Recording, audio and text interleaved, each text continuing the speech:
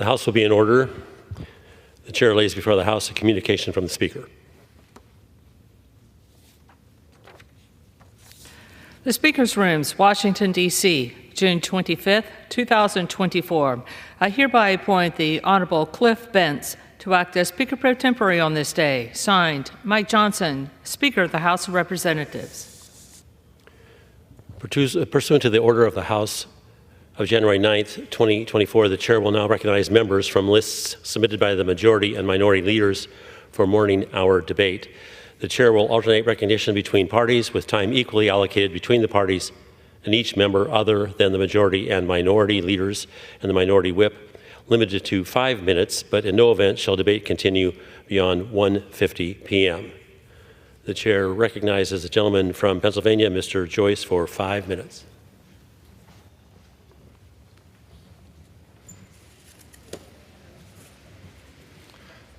Thank you, Mr. Speaker. Mr. Speaker, last month, more than 170,000 illegal immigrants crossed at our southern border.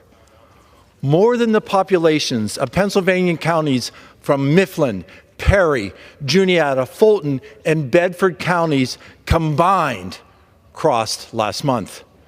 Instead of securing our border and protecting our sovereignty, President Biden has systematically destroyed the border security measures put in place by President Trump. By ending the Remain in Mexico policy, by instituting procedures to allow for mass asylum and allowing those suspected connections to terrorism to enter into our country, President Biden has put every American family at risk.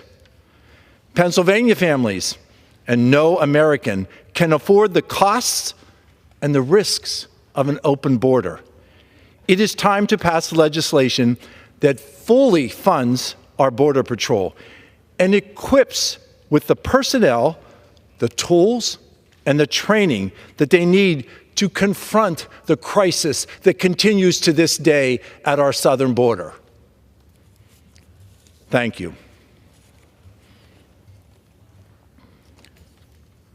Mr. Speaker, as adversaries like Russia and North Korea continue to forge new relationships, and as Iranian-backed terrorists continue to attack our ships in the Middle East, it has become so clear that President Biden's weak and ineffective foreign policy has failed the American people. From the disastrous withdrawal from Afghanistan to the inability to stop Chinese-led cyber attacks, President Biden has shown time and time again that he is not able to do the work that is required of the commander-in-chief. We know that weakness only invites aggression. And under President Trump's leadership, our nation was respected on the world stage.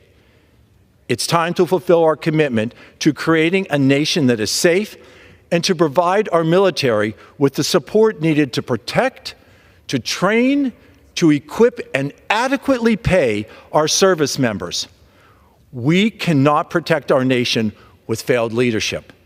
And we cannot keep Americans safe while President Biden continues to fail in his duty to deter our adversaries. Thank you, Mr. Speaker, and I yield. The Chair recognizes the gentleman from Connecticut, Mr. Larson, for 5 minutes. Thank you, Mr. Speaker. I rise today to talk about the nation's #1 anti-poverty program for the elderly and the #1 anti-poverty program for the nation's children. That's Social Security, Mr. Speaker, and I'm here today to talk about why we need to vote in this chamber and why we need to take action. And astoundingly, to the members in the gallery and to you, I'm sure, that imagine that Congress hasn't taken action in over 53 years. 53 years. Richard Nixon was President of the United States the last time Congress enhanced Social Security. Congress is the only body that can do this. The President can't do it through executive order, and it's nothing that the Supreme Court is going to take up. Only members of this institution can help out people. There are more than 70 million Social Security recipients in the country today. And, Mr. Speaker, more than 10,000 baby boomers a day become eligible for Social Security. And we haven't enhanced a benefit for them in over 53 years. Now, the Republican Study Committee has come up with a plan. They say what we need to do is cut $1.5 trillion out of Social Security over the next 10 years. And they say they want to raise the age. Well, Mr. Speaker, as you know, for every year you raise the age, that's a 7% cut in benefits. So raising the age to 70 is a 21% across-the-board cut to people that haven't had a benefit enhancement since 1971. I don't know how that makes any sense, given the needs of our senior citizens and also, quite frankly, given the needs of our children. And also, and you should take note of this, that more veterans rely on Social Security disability than they do on the VA. That's why we've proposed Social Security 2100. Enhance Social Security across the board for everyone. Let no one work all their lives and retire into poverty. More than 5.5 million people currently who have paid into Social Security, work all their lives, get below poverty level checks from the United States government. That is unfair, that's unjust, that's wrong, and Congress needs to take action. If you just want to say how much you like Social Security, but you don't have a plan and you don't want to vote, then you're not doing anything for Social Security and you're content with its cuts. If you want a study commission that some have said, what is it that you're going to study? What is it that you don't know about the last 51 years? People pretty clearly at home on their kitchen tables know Congress needs to act and enhance Social Security and increase the benefits that haven't been given to them in more than 53 years. It's outrageous. More Americans need to know about it, but Congress needs to act. The Ways and Means Committee has cognizance over Social Security. We should be taking this out. If you've got a better idea than our plan to enhance Social Security, by all means, bring it out. By all means, let's have a debate on it. But for God's sake, don't we owe the American people a vote? Aren't they entitled to know where their members of Congress stand, what their plan is?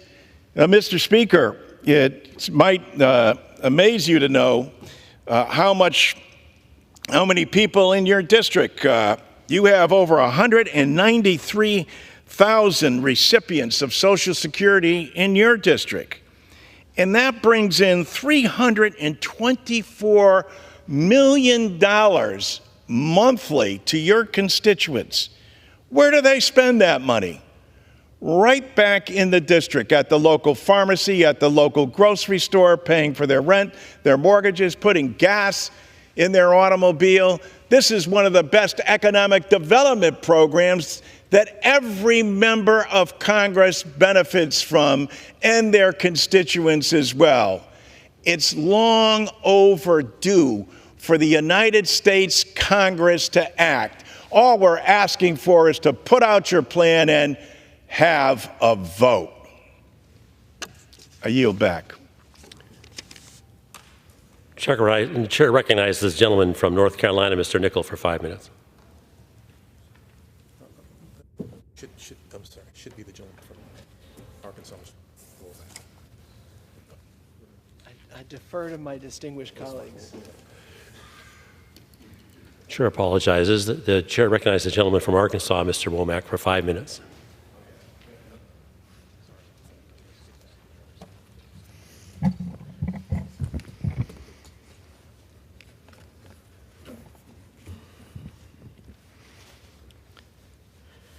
Mr. Speaker, I rise today to recognize a legend in Arkansas broadcasting who has decided to retire after more than 70 years of outstanding service to the industry, the last nearly 45 years as the owner-operator of KERM Radio in Rogers, Arkansas.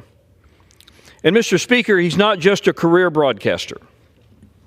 He's my father, Kermit Womack, or the Colonel, as we all know him. Kermit grew up in rural Arkansas, just outside the small town of Danville. It should be noted that on that little farm in the Ranger community, he didn't enjoy the modern conveniences of life. No electricity, no indoor plumbing, no car. He picked cotton for mere dollars a day to earn money to buy school clothes.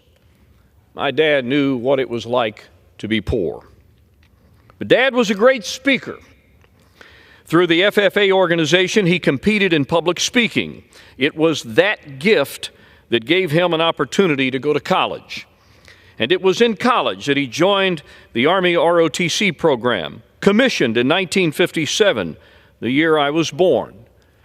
Dad began a 36-year career in the National Guard. He also worked at the local radio station in Russellville to help support his family. His broadcast career took him to Lexington, Missouri for 5 years, then to Moberly, Missouri for 11 years. It was there at Quicks and Cress in Moberly that he became the broadcast voice of the local junior college basketball team. The Moberly Greyhounds, under Cotton Fitzsimmons, won 2 national titles during that time, both in 1966 and 67, with Kermit providing the description for the fans unable to make the trip. As sales manager, he practiced and he perfected the kind of radio that reflected the interests of his area. In 1973, Kermit returned to Arkansas and became the general manager of the station where it all began, KXRJ, now KARV. There, he brought true community involvement radio to that region. He was even the play-by-play voice for my high school football games. I cherish those recordings. Soon, Kermit began to yearn for his own station, and in 1979, we founded KERM Radio in Rogers, Arkansas. November 9th, 1979, 12 o'clock noon, KERM took the air for the first time. Mr. Speaker, in the last nearly 45 years, KERM has been the regional voice of Northwest Arkansas, Southwest Missouri, and Northeast Oklahoma. With its booming AM signal, in the early years, he added FM service as well. Local talk shows like a free want ad program, Dial-A-Trade, his personal talk show, Party Line, and his unique style of broadcasting covering local events, daily news, weather, and sports, and a special emphasis on production agriculture, so vital to our local economy. You would hear him live weekly, broadcasting from the local cattle auction. KERM was unique. No other station did what KERM did, but it was hard work and required dedicated people to perform such a unique service. Mr. Speaker, times have changed. The habits of consumers have changed. As time has marched on, the responsibilities fell more and more on the Colonel, and very recently, at 89 years of age, health issues have begun to catch up with him. So come Monday, this Monday, July 1st, the Colonel will sign off for the final time, and KERM, the last of a vanishing breed of stations, will retire with him. It will mark the end of an era, and it will most certainly leave a void for his listeners. Today, Mr. Speaker, it is with a heavy heart, but a grateful heart, to recognize and congratulate my dad, Kermit Womack, for his contributions to the broadcast industry and the communities he's called home. And it will be sad not to hear his signature sign-off.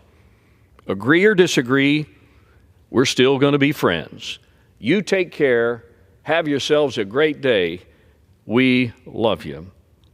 The Bible says in the book of Matthew, "Well done, good and faithful servant," a fitting scripture for a man who's given more than 70 years of his life to his community and nation. Colonel, we're proud of you.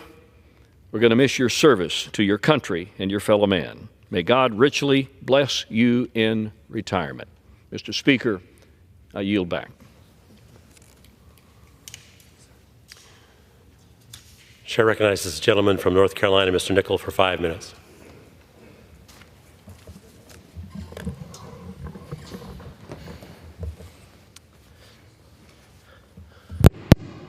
Thank you, Mr. Speaker. Last week, I joined the all-veteran group to raise awareness and draw attention to my bill, the Fair Maps Act, by skydiving from 14,000 feet in Cumberland County, North Carolina, just outside of Fort Liberty.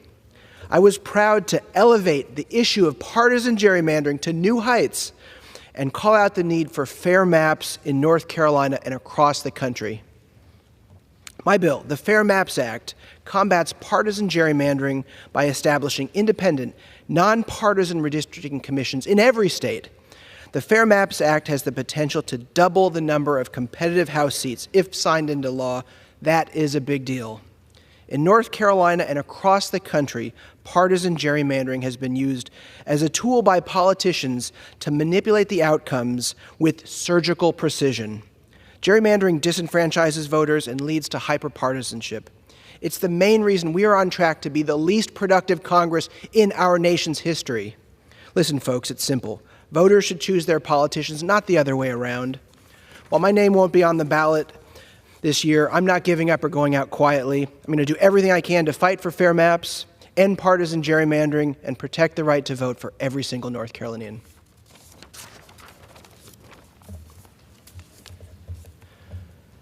Thank you, Mr. Speaker. This week was the 2-year anniversary of the ruling in Dobbs v. Jackson Women's Health Organization, which overturned Roe v. Wade in an extreme attack on women's rights in America. In North Carolina, the aftermath of the Dobbs decision has been devastating.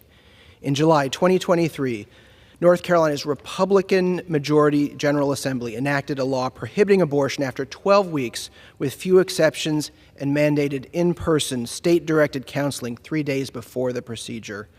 Other states have outlawed abortion and similar reproductive health services altogether.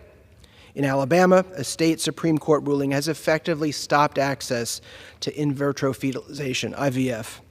I'm pro-choice and a committed member of the House Pro-Choice Caucus.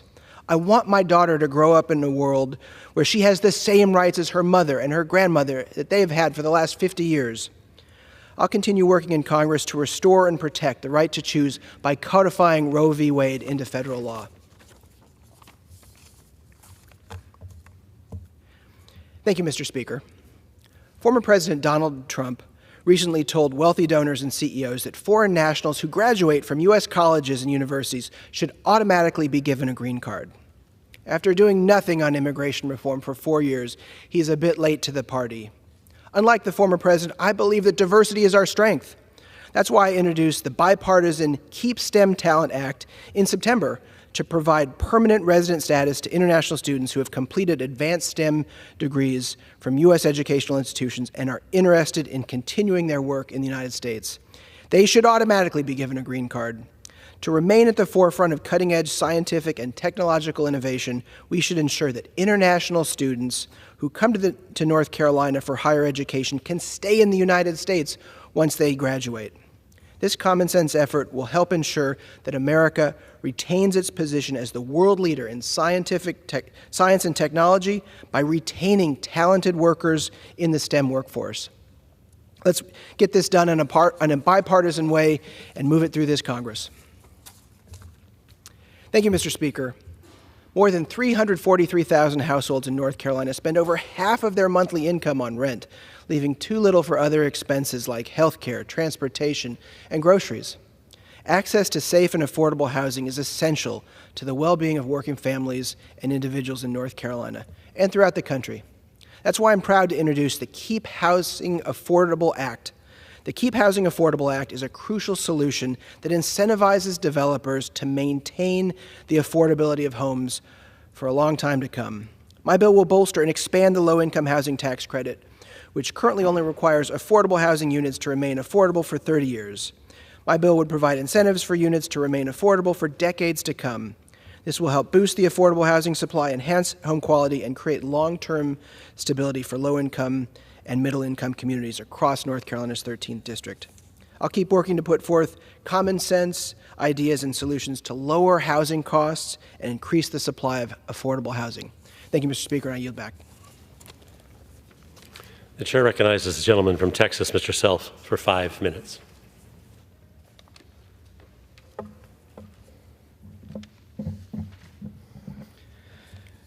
Mr. Speaker, I rise today to honor John Wiley Rhoten, Jr., Texas 3rd Congressional District's Service Academy Nomination Board Chairman, upon his retirement after 33 years of service to our nomination board. John Rhoten began his life of service as a member of the Naval Academy class of 1965, and after a 13-month tour of duty in Vietnam, completed his military service as a captain in the Marine Corps. John became vice president at H. Ross Perot's Electronic Data Systems, where he also met his wife, Leah Ray.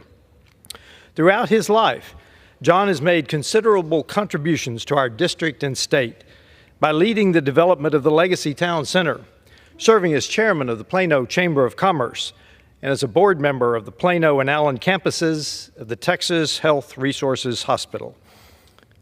Of particular note is his service as chairman of the McKinney National Airport. John was instrumental in transforming it from a small local airport into a significant economic driver for McKinney. Additionally, John served as a board member for the National Cowboy and Western Heritage Museum in Oklahoma City, where he spearheaded the museum's mission of preserving and interpreting the culture of the American West. 33 years ago, John accepted the responsibility for chairing the Texas 3rd District Nomination Board. 3 consecutive congressmen have depended on John's wisdom, experience, and commitment to excellence as they endeavored to select and guide young men and women aspiring to serve our nation and the United States service academies. John's dedication to his community and country exemplifies the best of American patriotism and service to others. With great respect, I commend John Wiley Rhoten, Jr. for his 33 years of exemplary service, dedication, and effective contributions. I extend my deepest gratitude and best wishes to John and Leah Ray as they embark on the next chapter of their lives. May God bless you both for your selfless service and dedication to our community and country. Mr. Speaker, I rise today to salute our soldiers of tomorrow, the service-bound Academy students of the 3rd Congressional District of Texas. This district of Texas is home to some of the best and the brightest young people, and it is always an honor to recommend such fine students to our nation's service academies. I am confident that they are ready to join the premier service academies and ultimately serve with the best of the United States Armed Forces.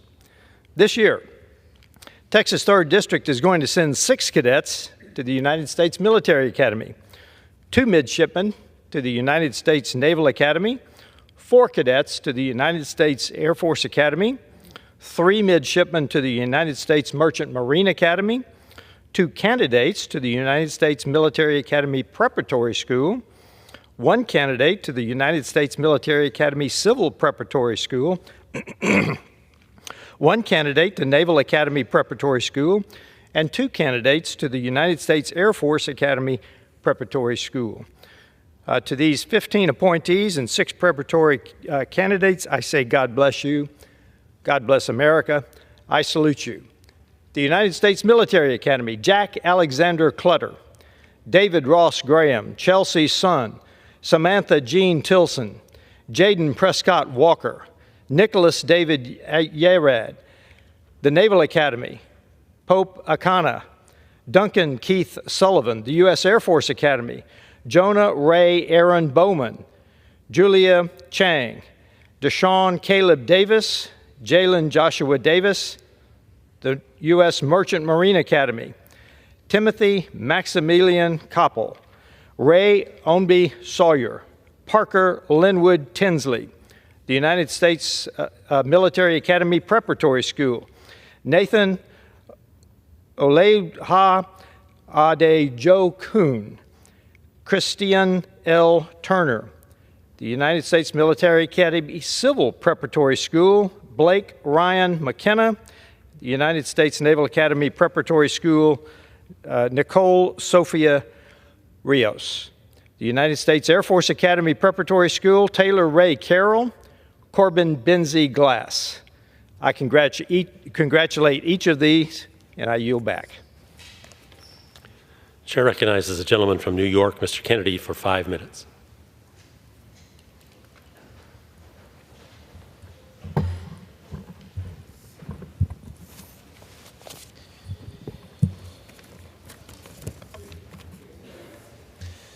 Thank you, Mr. Speaker.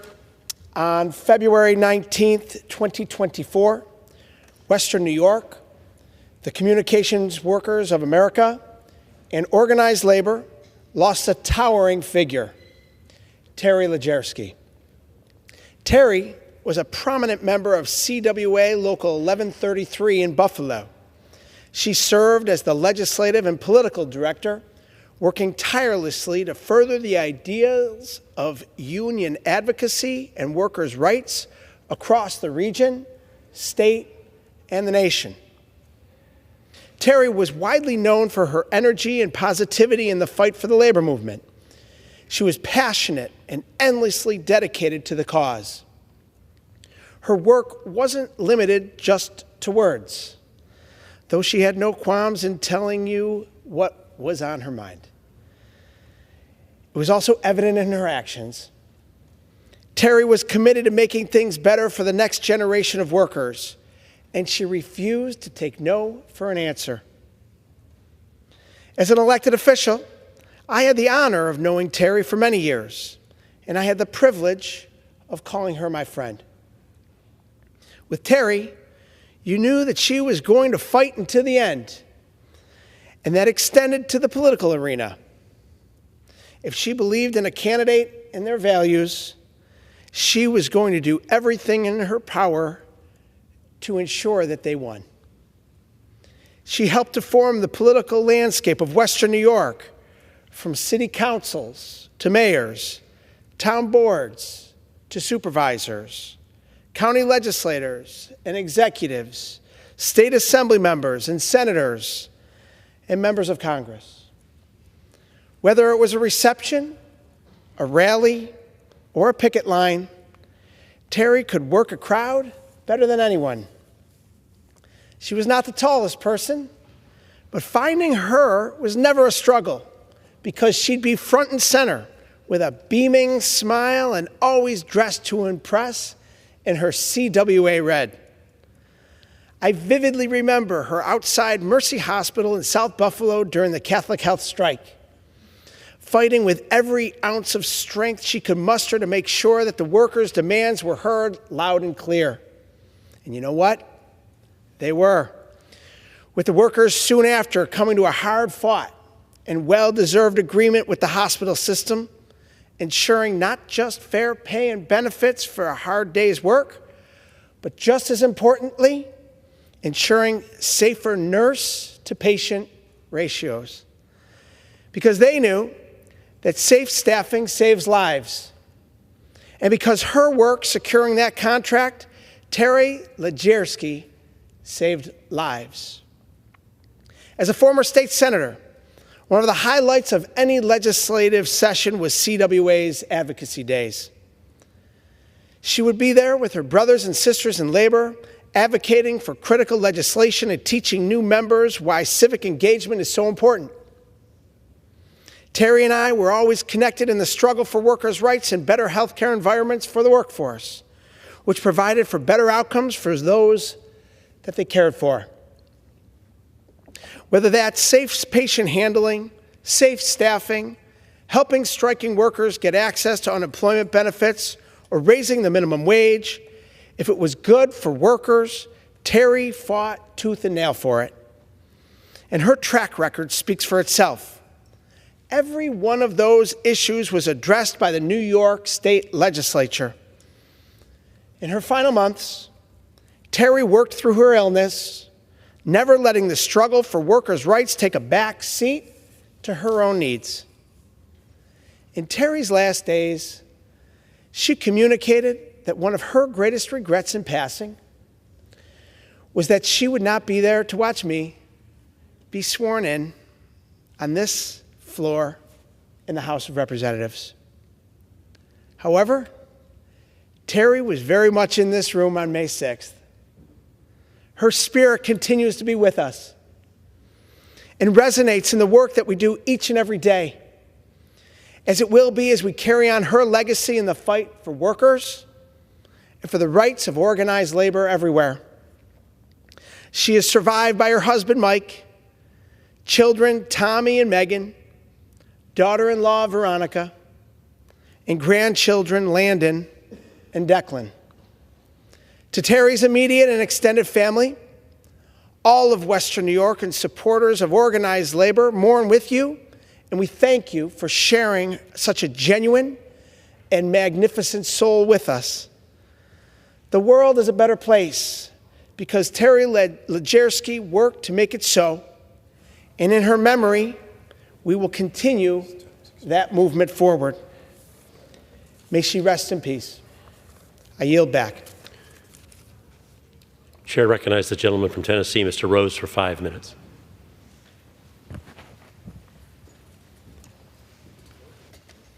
Mr. Speaker, today I rise to honor and congratulate the 2024 College Baseball World Series champions, the Tennessee Volunteers.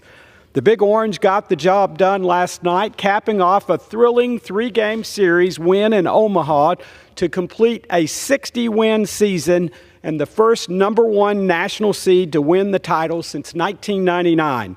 Congratulations to head coach Tony Vitello, who has led the Volunteers to 5 straight NCAA tournaments, 3 College World Series appearances in 4 years, and the program's first ever national title. It was truly a team effort to reach this remarkable achievement. I seek unanimous consent to enter the names of the players, coaches, and support staff into the congressional record. Without objection. What a way to make Tennessee proud. Congratulations to the 2024 Tennessee Volunteers. The kings of college baseball reside on Rocky Top. Mr. Speaker, yesterday marked 2 years since the Supreme Court decision that restored the right to life for so many individuals. Since the Dobbs v. Jackson decision, an estimated 200,902 unborn children's lives have been protected. This is a tremendous achievement.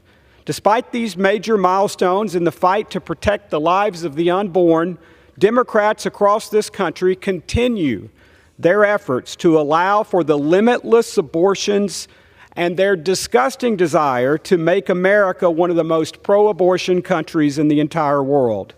It's no secret. They're saying the quiet part out loud.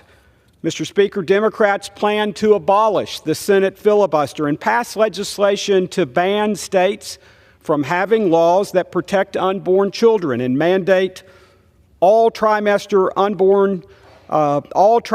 abortion in every state up until the moment a baby is born. This is unconscionable. Thankfully, Tennesseans agree and took the decisive action to protect children.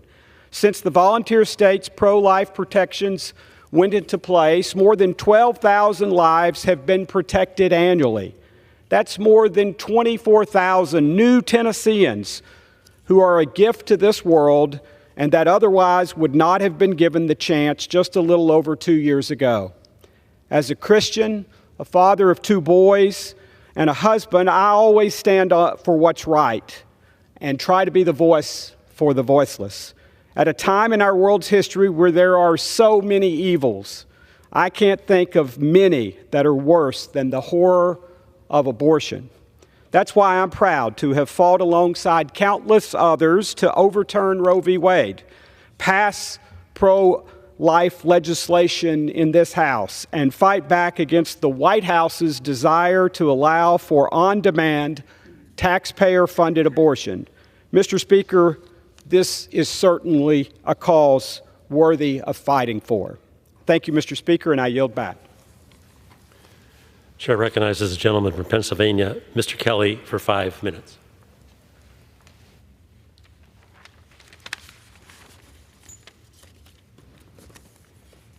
Mr. Speaker, I rise today to honor a local World War II veteran in my district.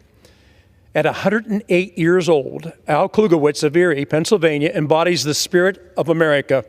I had a chance to meet with Al last week during the district work week period, and he is truly an inspiration. In fact, he's also the 13th oldest living man in the United States. So as I sat and visited with him while he was in a hospital bed, now believe me, he's still sharp. He was talking to me all the presidents he served under. He talked to me about, you know what, Rep, I was a member of the cavalry. I said, gee, that's interesting, Al. Why the cavalry? He said, because I got tired of walking. I'd rather ride a horse. And he talked to me about his horse, and he said the horse's name was Napoleon, and the horse was a great horse. In fact, I got to ride that horse when FDR had his second inauguration. When you look at this man and you see him laying there in a bed, but remembering the names of presidents from decades ago, his dedication to his country as he talked about Normandy and what happened on those beaches in those days.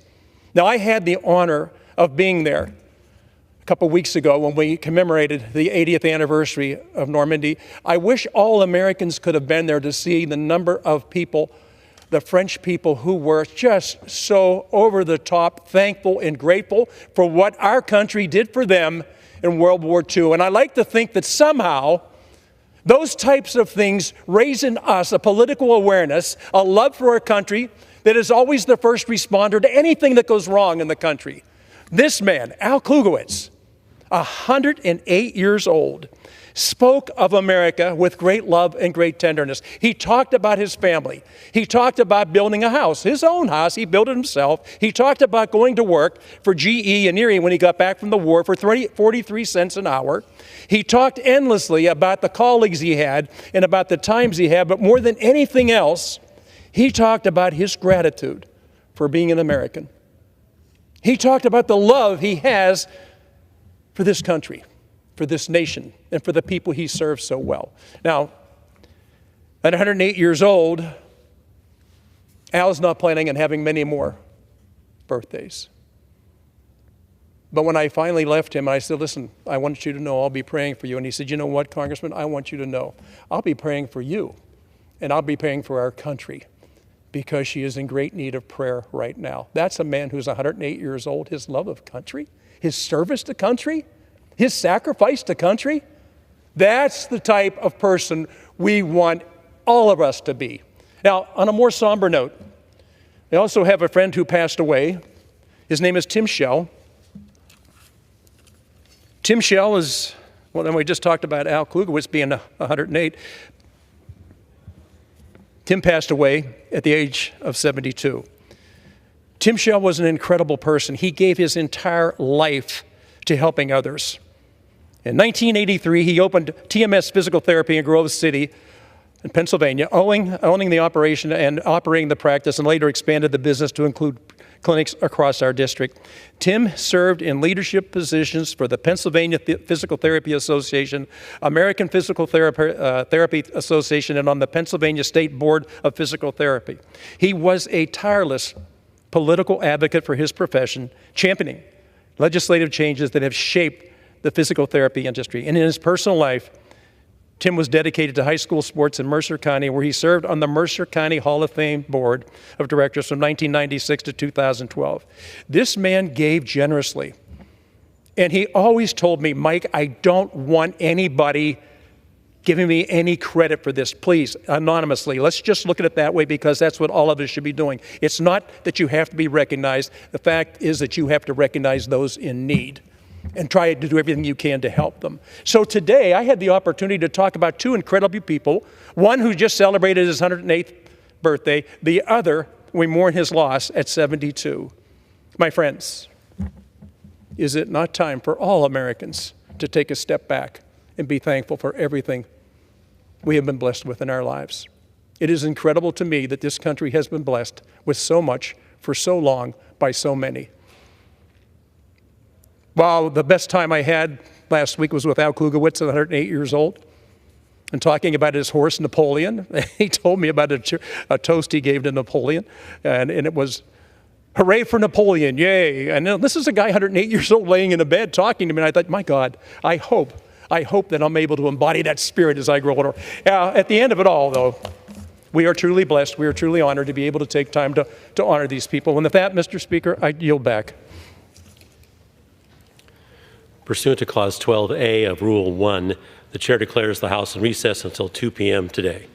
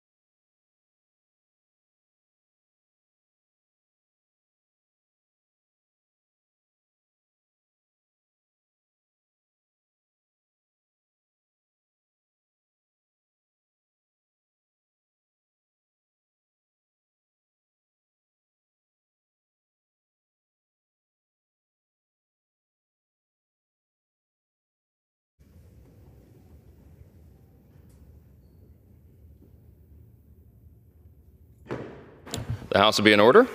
The prayer will be offered by Chaplain Kibben. Would you pray with me? Almighty and holy God, you are our God, and we earnestly seek for you. From deep within our being, there is a longing for you.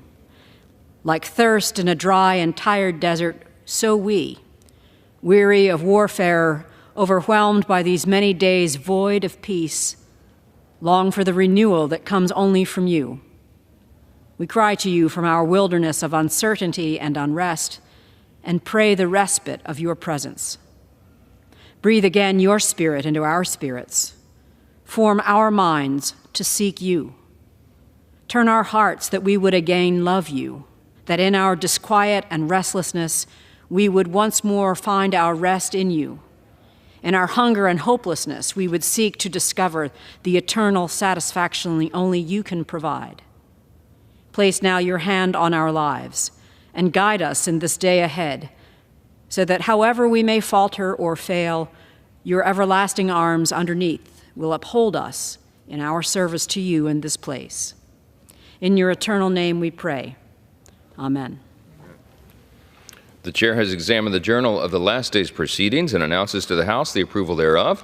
Pursuant to Clause 1 of Rule 1, the journal stands approved. The Pledge of Allegiance will be led by the gentleman from North Carolina, Mr. Edwards. Thank you. Please join me in pledging our allegiance to this flag. I pledge allegiance to the flag of the United States of America and to the republic for which it stands, one nation, under God, indivisible, with liberty and justice for all.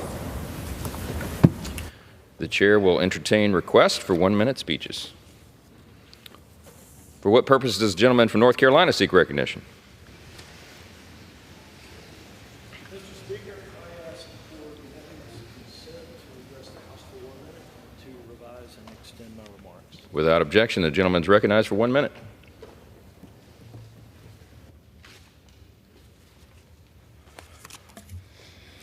Mr. Speaker, I rise today to point out how once again the Biden administration is failing America. When emergency strikes, who answers the call? Well, I can tell you in Western North Carolina that it's usually brave men and women who serve in our rural volunteer fire departments. It's these unpaid local heroes who save American lives and protect our property. But volunteer fire departments are struggling to keep up. Recruitment's down, call volume is up, and there's little money to replace old equipment. Now, to add insult to injury, OSHA is proposing a rule that will effectively obliterate these critical organizations serving the majority of America. This rule will add complex operating and reporting requirements, as well as costly and unrealistic equipment replacement requirements. The rule for these volunteer departments doesn't consider that they do not have the resources to spend money, to continue to spend money on bureaucracy. And yet, this OSHA rule would be detrimental to American public safety and the very volunteer fire model that serves us today. I urge the Biden administration to reconsider its proposal. And Mr. Speaker, with that, I yield back. For what purpose does the gentlewoman from Pennsylvania seek recognition? Mr. Speaker, I ask for unanimous consent to address the House for 1 minute and to revise and extend my remarks. Without objection.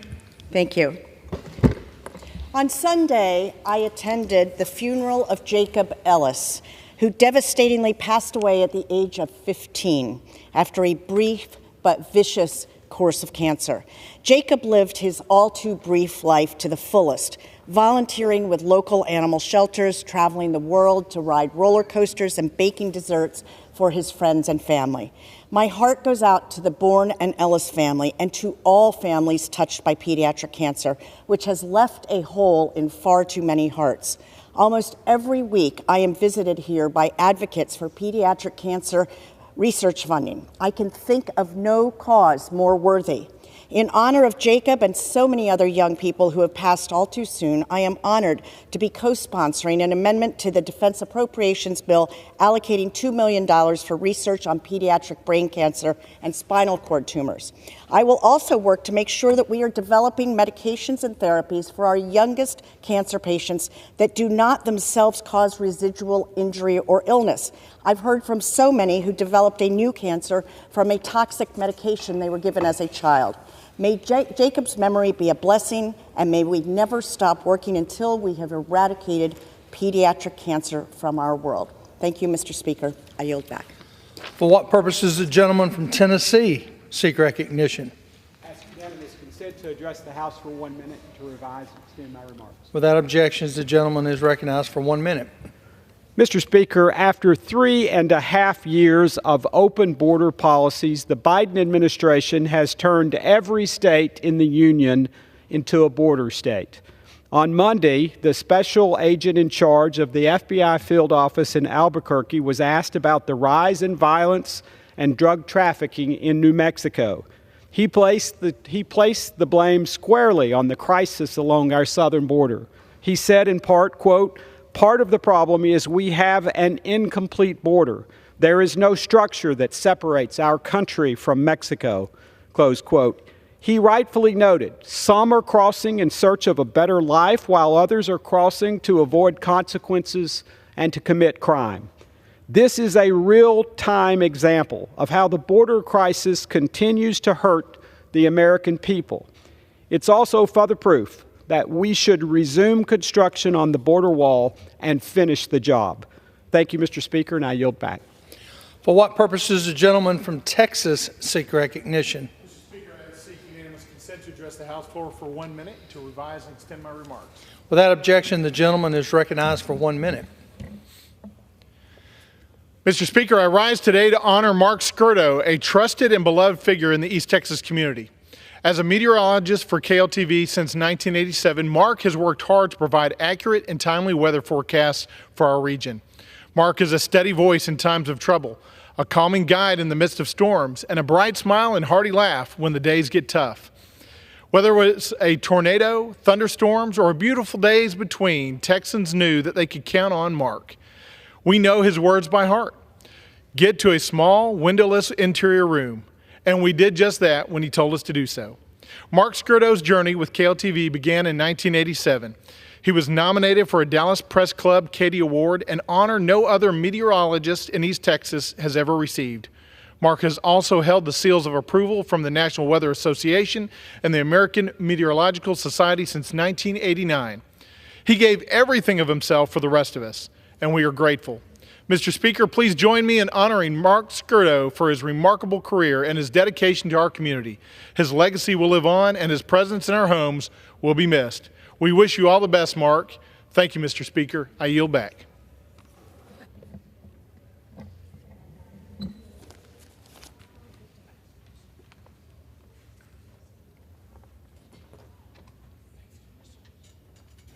The chair lays before the House a communication.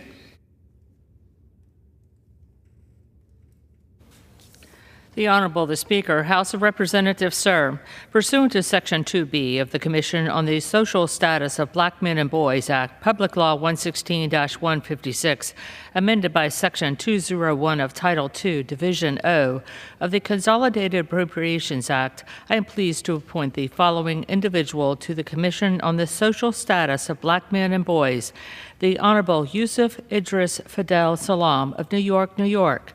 Signed sincerely, Hakeem Jeffries, Democratic Leader. The chair lays before the House an enrolled bill. Senate 138, an act to amend the Tibetan Policy Act of 2002 to modify certain provisions of that act. You sure? Clause 12A of Rule 1, the chair declares the House in recess subject to the call of the chair.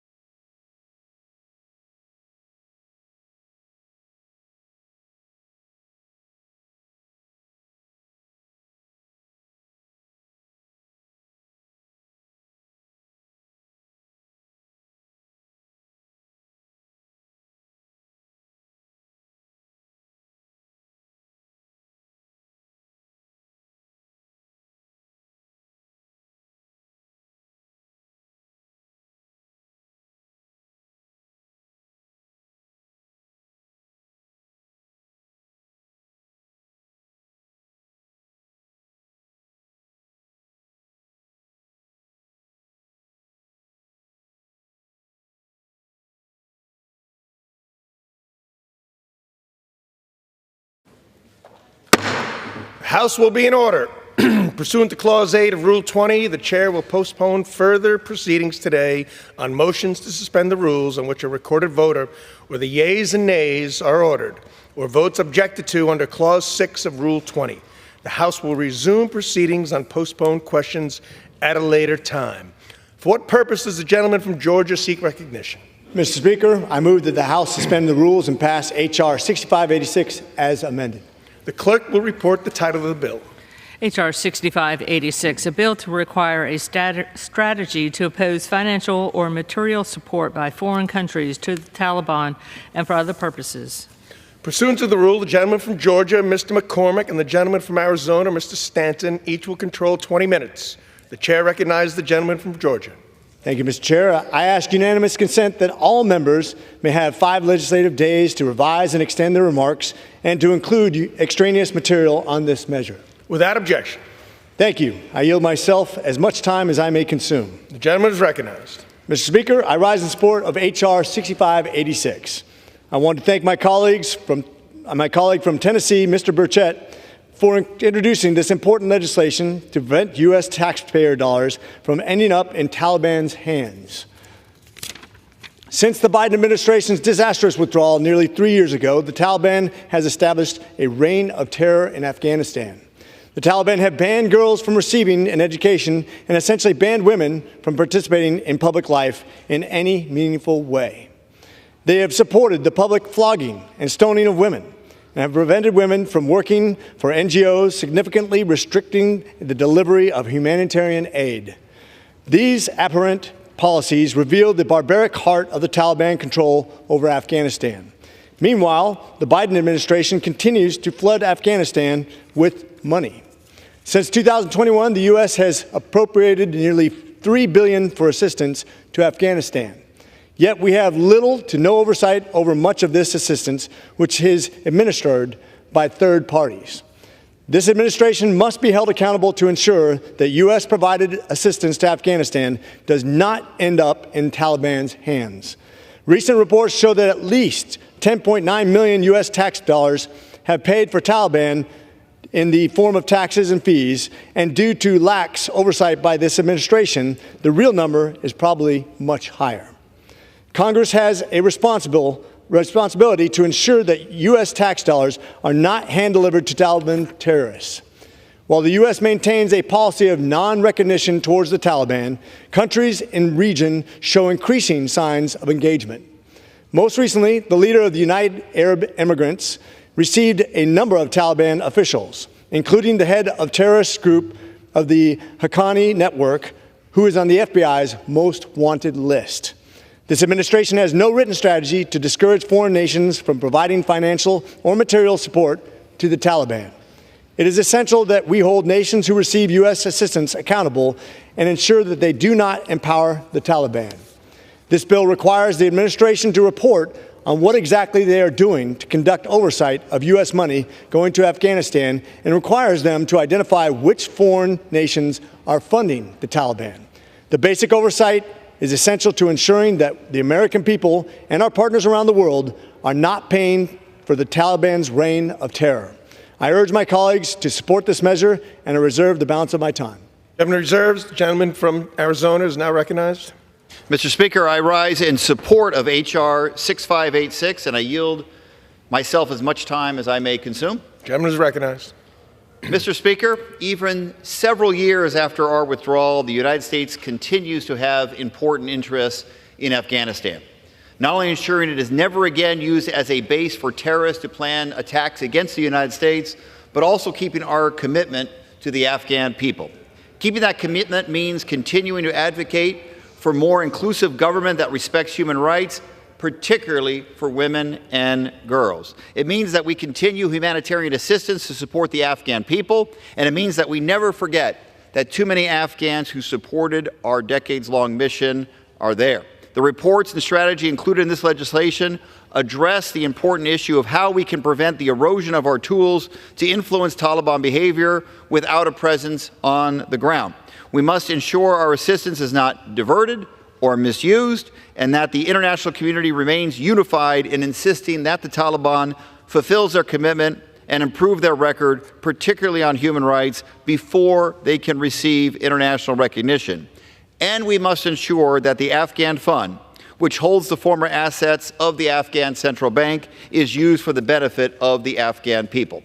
So I want to say thank you to Mr. Burchett and Chairman McCall for their collaboration with the Foreign Affairs Committee minority staff to improve this legislation, particularly in clarifying that what we are looking to address are actions that are inconsistent with U.S. law and policy.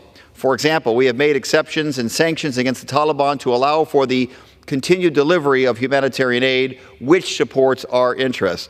I hope that the reports mandated by this bill will offer valuable insights and assurances about our continued engagement in Afghanistan. I encourage our colleagues to support this important bill, and I reserve the balance of my time. Gentleman reserves. Gentleman from Georgia is recognized. I yield 3 minutes to the gentleman from Tennessee, Mr. Burchett, the author of this bill. From Tennessee is recognized. Thank you, Mr. Speaker, and thank you, Mr. Chairman, and my friend across the aisle. I appreciate your kind words and your support for this important piece of legislation. Mr. Speaker, when the United States withdrew from Afghanistan in 2021, over $7 billion worth of military equipment was left behind for the Taliban. This seems to be a usual occurrence for this country, no matter who's in power. I was a mayor, Knox County, and $7 billion. If you just anywhere from $10 to $15 million, we can build a high school in Tennessee. I can't imagine what this would do across the country. But anyway, all that's outrageous. But every cent of our government that they spend comes from the American people. And right now we're borrowing a whole heck of a lot of it. We're $35 trillion in debt. And the fact that their money has gone to terrorists, to me, is just a complete disgrace, Mr. Speaker. This bill would help prevent any more money from ending up in the hands of the Taliban. The bill does three things. First, it states the policy of the United States is to oppose financial or materials that would support the dadgum Taliban. It also calls for a report on any foreign countries that have given financial or material support to the Taliban, and calls for the Secretary of State to develop a strategy to discourage foreign countries from providing support. This came from a conversation I had in a committee, and John Stout in my office. I want to give him some incredible kudos for helping me craft this bill. We asked a member, I believe it was the State Department, this money that we give to these organizations, these countries, is there any way to keep it from getting into the hands of terrorists? In fact, he said no. In this case, there was not. Well, second, three things. Second, it calls for a report on cash assistance programs in Afghanistan that safeguards in place, puts the safeguards in place to prevent the Taliban from accessing it, keeping them from getting to the money. Third, it requires a report on the Afghan Fund and the Afghanistan Central Bank and what controls are in place to make sure these funds are not diverted or misused. 13 brave servicemen, including a constituent of mine, Staff Sergeant Ryan Canals. He was technically the last American to lose his life in Afghanistan. The road I live on, the state highway, has been named in his honor. I see it every day when I drive down, and I think about that. And I've held his parents both when they've cried and I've cried, and it's just very emotional for me. But these folks, they lost their lives in the Afghanistan withdrawal. And we need to make sure our tax dollars don't go towards terrorists who killed Americans. I urge all my colleagues to vote for this bill, which keeps our government accountable and prevents the Taliban from getting its hands on any more of America's hard-earned money. Thank you, Mr. Speaker, and I yield back, and I thank my friends across the aisle as well for their support. Mr. Speaker, I have no further speakers and reserve the right to close. Gentleman is recognized. I reserve. Gentleman reserves. Gentleman from Arizona is recognized. Mr. Speaker, I have no further requests for time that I'm aware of, so I'm prepared to close if the other side has no further speakers. Gentleman from Arizona is recognized. I yield myself as much time as I may consume for the purpose of closing. Gentleman is recognized. Mr. Speaker, this legislation is critical for preserving the United States' ability to influence the Taliban and keep our commitments to the Afghan people. Again, I thank Mr. Burchett and Mr. McCall for working with the House Foreign Affairs Committee minority to ensure that this bill remains aligned with our values and aligned with our larger policy goals in Afghanistan. I urge my colleagues to support this measure, and I yield back the balance of my time. Gentleman yields back. Gentleman from Georgia is recognized. I yield myself the balance of my time. Mr. Speaker, the world cannot turn a blind eye while the Taliban continues to wreak havoc on the lives of the Afghan people. The Biden administration and our partners and allies have a responsibility to ensure that funding flowing to Afghanistan solely benefits the Afghan people and not their Taliban overlords. We must not be complicit in funding Taliban atrocities in Afghanistan. I urge my colleagues to join me in supporting this bill, and I yield back the balance of my time. Gentleman yields. The question is, will the House suspend the rules and pass the bill H.R. 6586 as amended? Those in favor say aye. Those opposed, no. In the opinion of the chair, 2/3 being the affirmative, the rules are suspended, the bill is passed, and without objection, the motion to reconsider is laid on the table.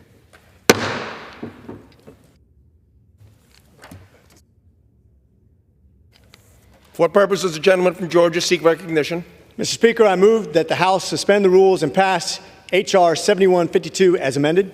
The clerk will report the title of the bill. H.R. 7152, a bill to direct the Secretary of State to establish a national registry of Korean American divided families and for other purposes. Pursuant to the rule, the gentleman from Georgia, Mr. McCormick, and the gentleman from Arizona, Mr. Stanton, each will control 20 minutes. The chair recognizes the gentleman from Georgia. I ask unanimous consent that all members may have 5 legislative days to revise and extend their remarks and to include extraneous material on this measure. Without objection. Thank you. I yield myself as much time as I may consume. The gentleman is recognized. Mr. Speaker, the sorrowful legacy of the Korean War is with us even today, more than 70 years after the Korean Armistice Agreement was signed.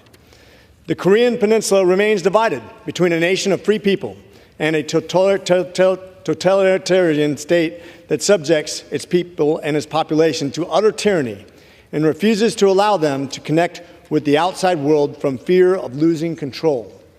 The sinister Kim regime continues to threaten the peace and security of the region and the world. We watched with alarm last week when Vladimir Putin visited North Korea and the two rogue regimes signed a new strategic partnership agreement. Meanwhile, families remain broken, from those still fighting to bring their remains of their loved ones home to those with an extended family members still in North Korea. Our vibrant Korean American community feels this legacy strongly. More than 100,000 have relatives in North Korea, family members and descendants of those trapped on the north side of the 1953 Armistice Line. The Korean American Divide Families National Registry Act requires the Secretary of State to establish a voluntary data repository for Korean Americans interested in participating in future reunions with their relatives in North Korea. This bill also helps to ensure that any future dialogue between the United States and North Korea includes progress towards reunions for Korean American families. I want to thank the authors of this bipartisan bill, Congresswoman Wexton and Congresswoman Steele, for their work to help bring peace to Korean American families. At the February 6th markup of the Foreign Affairs Committee, H.R. 7152 was unanimously adopted by a vote of 49-0. I urge my colleagues to support this bill, and I reserve the balance of my time. Reserves. Gentleman from Arizona is now recognized. Mr. Speaker, I rise in strong support of H.R. 7152, and I yield myself as much time as I may consume. The gentleman is recognized. First, I want to say thank you to Representative Wexton for her inspiring leadership on this important bill, and thank you to Chairman McCall for working in a bipartisan way to move this important legislation forward. This bill addresses a deeply human issue: the separation of Korean families caused by the Korean War. One of the most painful outcomes of the Korean War was the division of families, a wound that 70 years after the war's end has yet to heal. This separation has caused immense suffering, not only for those in Korea, but also for Korean Americans here in the United States. Over 100,000 Korean Americans have been unable to see or hear from their loved ones in North Korea. Despite its ongoing tensions with North Korea, South Korea has managed to facilitate some family reunions through video calls, letters, and in-person meetings. Unfortunately, Korean Americans have not had similar opportunities. Currently, there is no formal U.S. government process to help them reunite with their relatives in North Korea. H.R. 7152 aims to fill this gap. It calls on the State Department to gather information from Korean Americans who wish to reunite with their families and work towards facilitating those reunions. This bill also calls on the State Department to make family reunions a priority in any discussions with North Korea.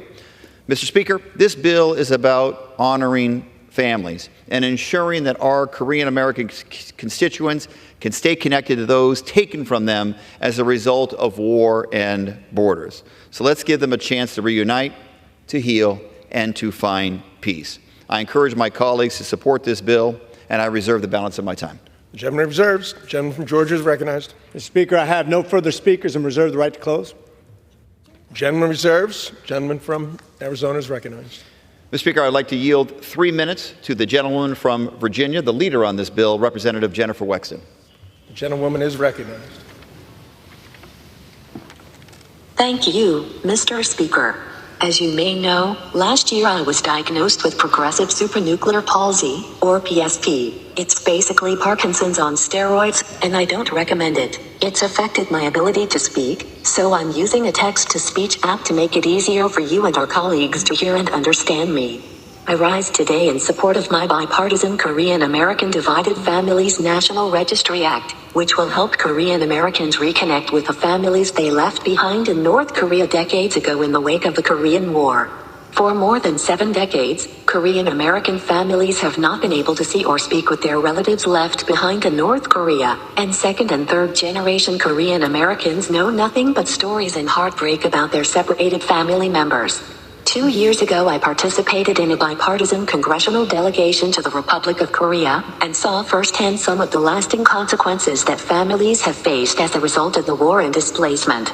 I've heard the stories of Korean American families in Virginia and across the country who have sought for most of their lives for a chance to reconnect with their loved ones, but have faced too great of a challenge in accessing any official channels to do so.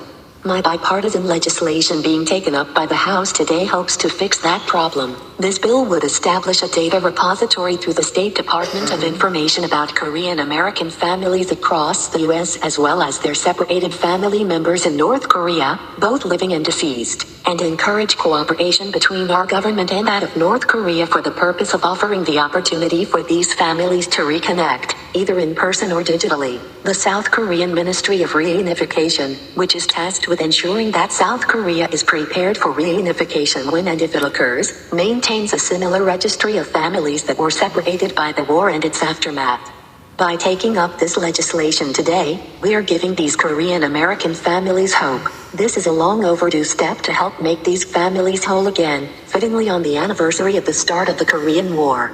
Mr. Speaker, I urge my colleagues to join me in support of this bipartisan bill to reunite Korean American families, and I yield back. Mr. Speaker, I have no further requests for time, and I am prepared to close if the other side has no further speakers. The gentleman from Arizona is recognized. Mr. Speaker, I yield myself as much time as I may consume for the purpose of closing.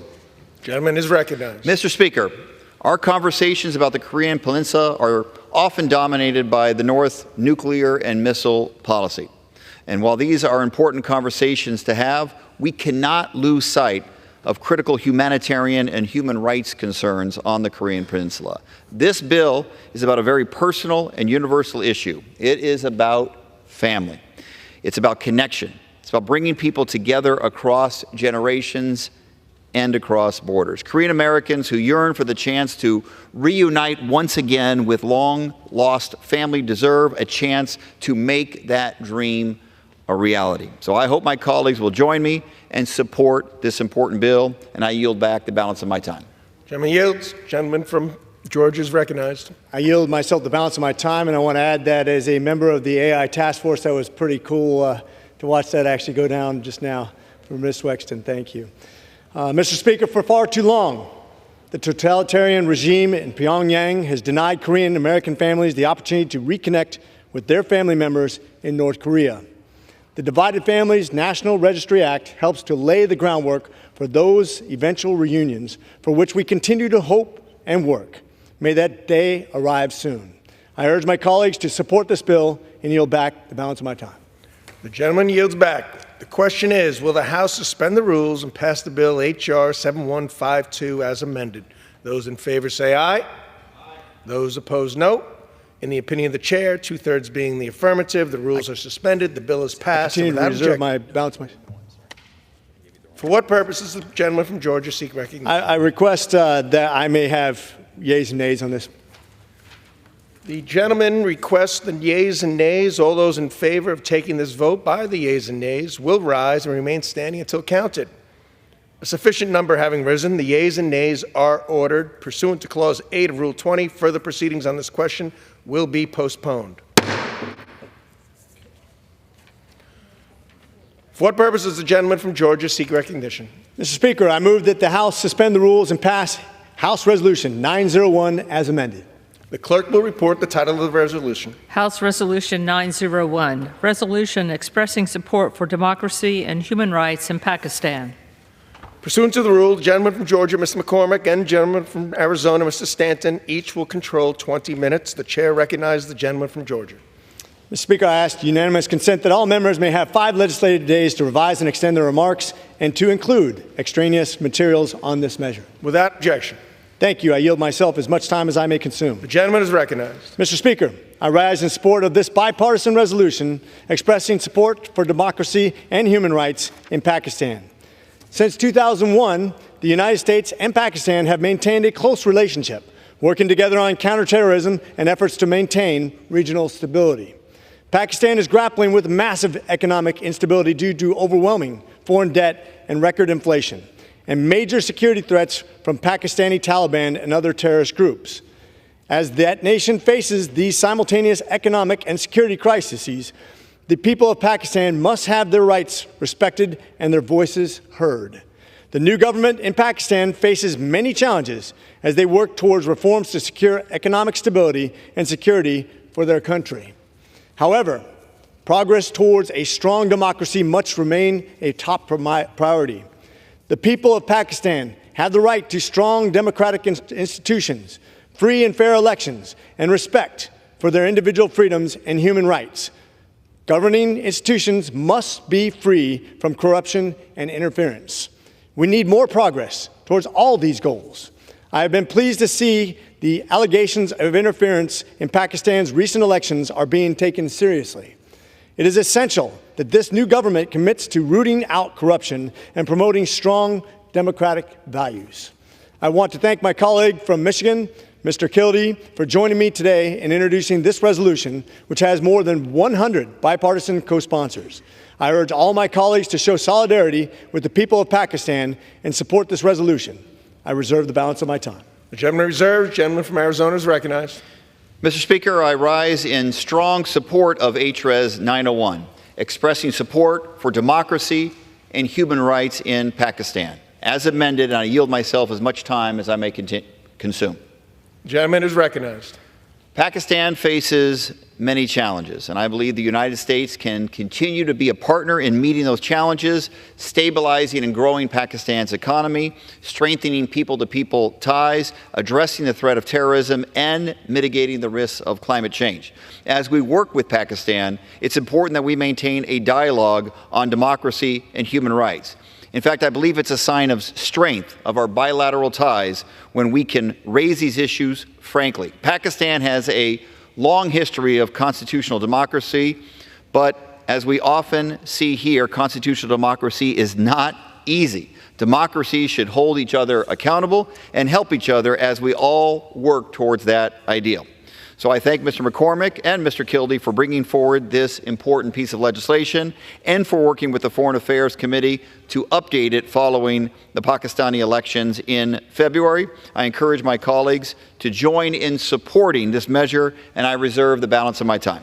Gentleman reserves. Gentleman from Arizona is recognized. Georgia is recognized. My apologies. Mr. Speaker, I have no further speakers and continue to reserve. Gentleman from Georgia reserves. Gentleman from Arizona is recognized. Mr. Speaker, I yield 2 minutes to the gentleman from Michigan, Representative Dan Kildee. Michigan is recognized. Thank you, Mr. Speaker, and I thank my friend for yielding. Pakistan and the United States have worked together as partners on issues of counterterrorism, trade, investment, and helping to ensure regional stability and security. And it's because of this partnership that the United States must continue to work with the government of Pakistan to ensure democracy, human rights, and the rule of law are upheld in Pakistan. and that the fundamental freedoms of the people of Pakistan are respected. And that's why, along with Congressman McCormick, we joined together to introduce HRES 901, legislation to affirm the House of Representatives' support for democracy and for human rights in Pakistan. This resolution calls on the Biden administration to strengthen their engagement with Pakistan on these issues and calls on Pakistani authorities to respect the freedoms of the Pakistani people, such as due process, freedom of the press, freedom of assembly, freedom of speech. Our resolution also supports free and fair elections in Pakistan, elections that represent the will of the people of Pakistan. Unfortunately, Pakistan's most recent election that took place in February was not carried out under conditions that credible election observers considered free or fair. And while there were some bright spots in that election, including the record numbers of women, youth, and religious and ethnic minorities being registered to vote, the election was ultimately clouded by credible allegations of electoral interference, of fraud, and of violence. And that's why our resolution urges the full and independent investigations of these claims of interference or irregularities in Pakistan's February election. HRES 901 is supported by over 100 members of Congress, received a unanimous vote, 50-1, in the House Committee on Foreign Affairs. I want to thank my friend Mr. McCormick, but also Chairman McCall, Ranking Member Meeks, and their staffs as well for bringing this really important statement to the floor. This resolution sends a strong message. I urge my colleagues to join us in passing this to express our strong support for democracy, for the rule of law, and respect for human rights in Pakistan. I yield back. Chairman yields. Mr. Speaker, I have no further requests for time, so I'm prepared to close if the other side has no further speakers. Yes, correct. Gentleman from Arizona is recognized. Mr. Speaker, I yield myself as much time as I may consume for the purpose of closing. The gentleman is recognized. Mr. Speaker, the challenges that Pakistan faces are significant, but they are not insurmountable. With continued support and partnership, the United States can help Pakistan navigate these difficulties and strengthen its democratic institution. By passing this important piece of legislation, this resolution, we reaffirm our commitment to the values of democracy and human rights that our nations share. And I hope my colleagues will join me in supporting HRES 901, and I yield back the balance of my time. Gentleman yields. Gentleman from Georgia is recognized. I yield myself the balance of my time. Mr. Speaker, the people of Pakistan deserve the respect of their government, the rule of law, free and fair elections, and civilian command and control of the military and fundamental tenets of democracy. It is essential that the government of Pakistan uphold these ideals. I encourage the Pakistani government to continue working to develop strong democratic institutions and protect the rights and freedoms of the Pakistani people. I urge my colleagues to join me in supporting this resolution and yield back the balance of my time. Gentleman yields back. The question is, will the House suspend the rules and agree to House Resolution 901 as amended? Those in favor say aye. Those opposed, no. In the opinion of the chair, 2/3 being the affirmative. The yeas and nays. Gentleman from Georgia requests the yeas and nays. All those in favor of taking this vote by the yeas and nays will rise and remain standing until counted. A sufficient number having risen, the yeas and nays are ordered. Pursuant to Clause 8 of Rule 20, further proceedings on this question will be postponed. For what purpose does the gentleman from Georgia seek recognition? Mr. Speaker, I move that the House suspend the rules and pass H.R. 4132 as amended. The clerk will report. H.R. 4132, a bill to provide for the imposition of sanctions with respect to forced organ harvesting within the People's Republic of China and for other purposes. Pursuant to the rule, the gentleman from Georgia, Mr. McCormick, and the gentleman from Arizona, Mr. Stanton, each will control 20 minutes. The chair now recognizes the gentleman from Georgia. I ask unanimous consent that all members may have 5 legislative aids to revise and extend their remarks and to include extraneous materials on this measure. Without objection. Thank you. I yield myself as much time as I may consume. The gentleman is recognized. Mr. Speaker, for decades, the House of Representatives has been raising alarms about the ghoulish organ harvesting perpetrated by the Chinese Communist Party. The People's Republic of China executes thousands of people a year, several times more than the rest of the world combined. But they hide those killings from outsiders, claiming that the execution information is a state secret. But behind that veil of secrecy lies a terrifying reality.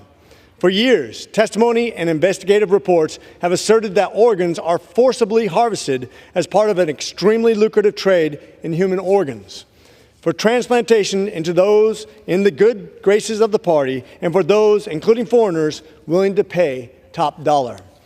As summarized in 2021 by United Nations human rights officials, and I quote, "Forced organ harvesting in China appears to be targeting specific ethnic, linguistic, or religious minorities held in detention, often without being explained the reasons for arrest or given arrest warrants," end quote. Falun Gong adherents and Uyghur Muslims in Xinjiang are among those reportedly targeted. Certain religions and ethnic minorities detainees are reportedly subject to non-consensual tests not required of other prisoners, such as blood tests, organ exams, and ultrasound scans, with the results being entered into a database of living organ sources. These depraved CCP abuses must stop. This bill before us today requires the identification and sanctioning of those involved in China's involuntary organ harvesting. I want to thank the gentleman from Pennsylvania, Mr. Perry, and his bipartisan co-sponsors for introducing this legislation. I also commend Chairman McCall and Ranking Member Meeks for marking it up and getting it to the floor. I urge my colleagues to support this bill and reserve the balance of my time. Gentleman reserves. From Arizona is recognized. Mr. Speaker, I rise in strong support of H.R. 4132, and I yield myself as much time as I may consume. Gentleman is recognized. H.R. 4132 imposes sanctions on individuals who knowingly and directly engaged in or facilitated the involuntary harvesting of organs within the People's Republic of China. The State Department's 2023 country reports on human rights practices highlight that the government of the PRC has been accused of forcibly harvesting organs from prisoners of conscience, including religious and spiritual adherents. The illegal harvesting of organs is not only a violation of human rights, but also an assault on human dignity. Imagine the terror and despair of those who are imprisoned for their beliefs, only to have their organs forcibly taken from them. These individuals are subjected to unimaginable suffering, their most basic rights stripped away, their bodies violated in the most grotesque manner. This is not just a statistic or a distant issue. These are real people, people with families, with dreams, who endure unbelievable pain and fear. The House has already spoken on this issue by passing Mr. Smith's Stop Forced Organ Harvesting Act in March. Today, we have another opportunity to take a stand against this inhumane practice. By supporting H.R. 4132, we are sending a clear message that the United States will not tolerate such egregious violations of human rights.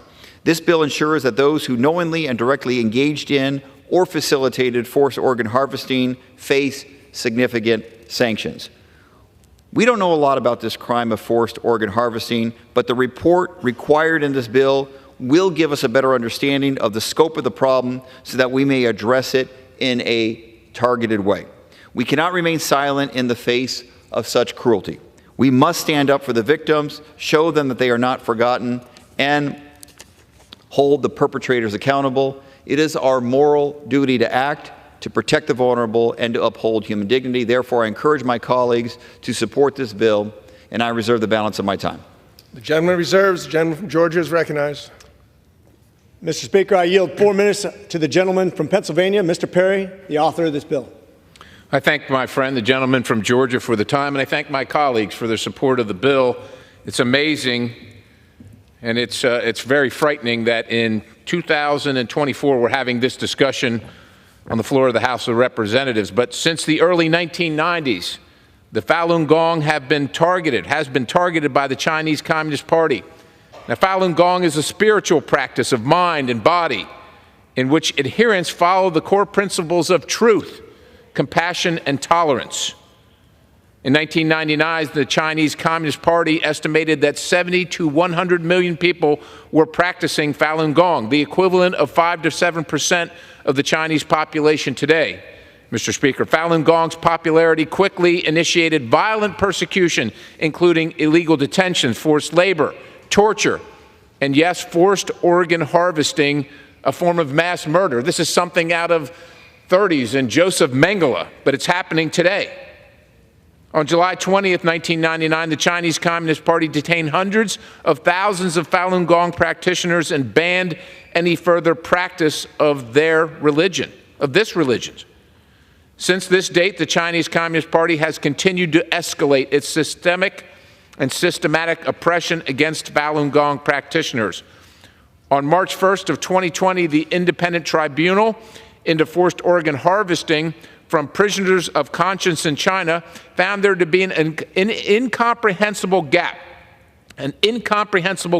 between the number of transplant operations carried out in the PRC in comparison to the number of eligible registered donors. What does that mean?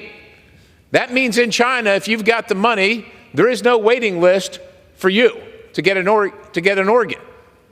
Go anywhere else in the civilized world and find that.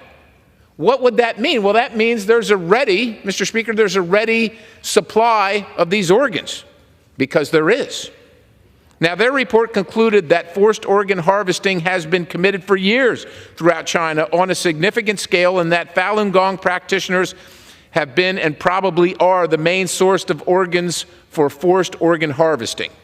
In the U.S., many of those working in organ transplantation and those who benefit from transplantation systems are likely unaware. They just don't know of China's illegal practices. Through its repressive control of information, the CCP has created the infrastructure and resources needed to persecute millions of its own citizens. Not only Falun Gong practitioners, but also Uyghurs, Tibetans, Christians, and any other Chinese Communist Party, any others the Chinese Communist Party chooses to target. This bill is the first binding commitment by Congress to take strong legal action against the persecution and forced organ harvesting of Falun Gong, making Falun Gong the centerpiece of legislation, an action long overdue after 25 years. The Falun Gong Protection Act imposes sanctions on those who participate in or facilitate the forced harvesting of organs in China. This bill directs the Secretary of State to determine whether the CCP's persecution of Falun Gong constitutes crimes against humanity or genocide, alongside a required report on the CCP's organ transplant policies and practices. The Communist Party of China doesn't want us to see. They're not going to, when you take a trip to China and see all the wonderful things and the wonderful people there, they're not going to invite you to see this. It's going to take us looking. It's going to take us focusing on it. Additionally, H.R. 4132 makes it U.S. policy to avoid any cooperation with the PRC in the illicit organ transplant issue and industry. With that, my friend from Georgia, I yield the balance of my time and urge adoption of this bill, and thank my friends on both sides of the aisle for their support. Gentleman yields. Gentleman is recognized. I reserve the remainder of my time. Right to close. Gentleman reserves. Gentleman from Arizona is recognized. Mr. Speaker, I have no further requests for time, and I'm prepared to close if the other side has no further speakers. The gentleman is recognized. I yield myself as much time as I may consume for the purpose of closing. The gentleman is recognized. Mr. Speaker, by supporting H.R. 4132, we are sending a clear message that the United States will sanction those who knowingly and directly engaged in or facilitated the involuntary harvesting of organs within the People's Republic of China. This legislation sheds light on and condemns this horrific practice and holds to account those responsible. I hope my colleagues will join me in supporting this important bill, and I yield back the balance of my time. Gentleman yields. Gentleman from Georgia is recognized. Mr. Speaker, in closing, the idea that a member of a religious minority could be targeted and killed so that their organs could be harvested is worthy of a horror movie. It violates the basic tenets of our God-given rights. But that is allegedly what the Chinese Communist Party has been doing for years. This bill before us today will impose visa and property blocking sanctions against those responsible for such atrocities. It deserves our unanimous support. I yield back the balance of my time. The gentleman yields. The question is, will the House suspend the rules and pass the bill H.R. 4132 as amended? Those in favor say aye. Those opposed, no. In the opinion of the chair, 2/3 being the affirmative, the rules are suspended, the bill is passed, and without objection, the motion to reconsider is laid on the table.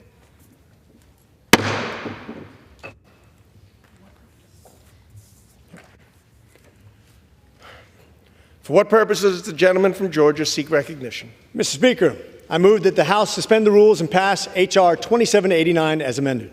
The clerk will report the title of the bill. H.R. 2789, a bill to direct the Secretary of State to develop a strategy on efforts to strengthen subnational cooperation between the United States and Mexico and for other purposes.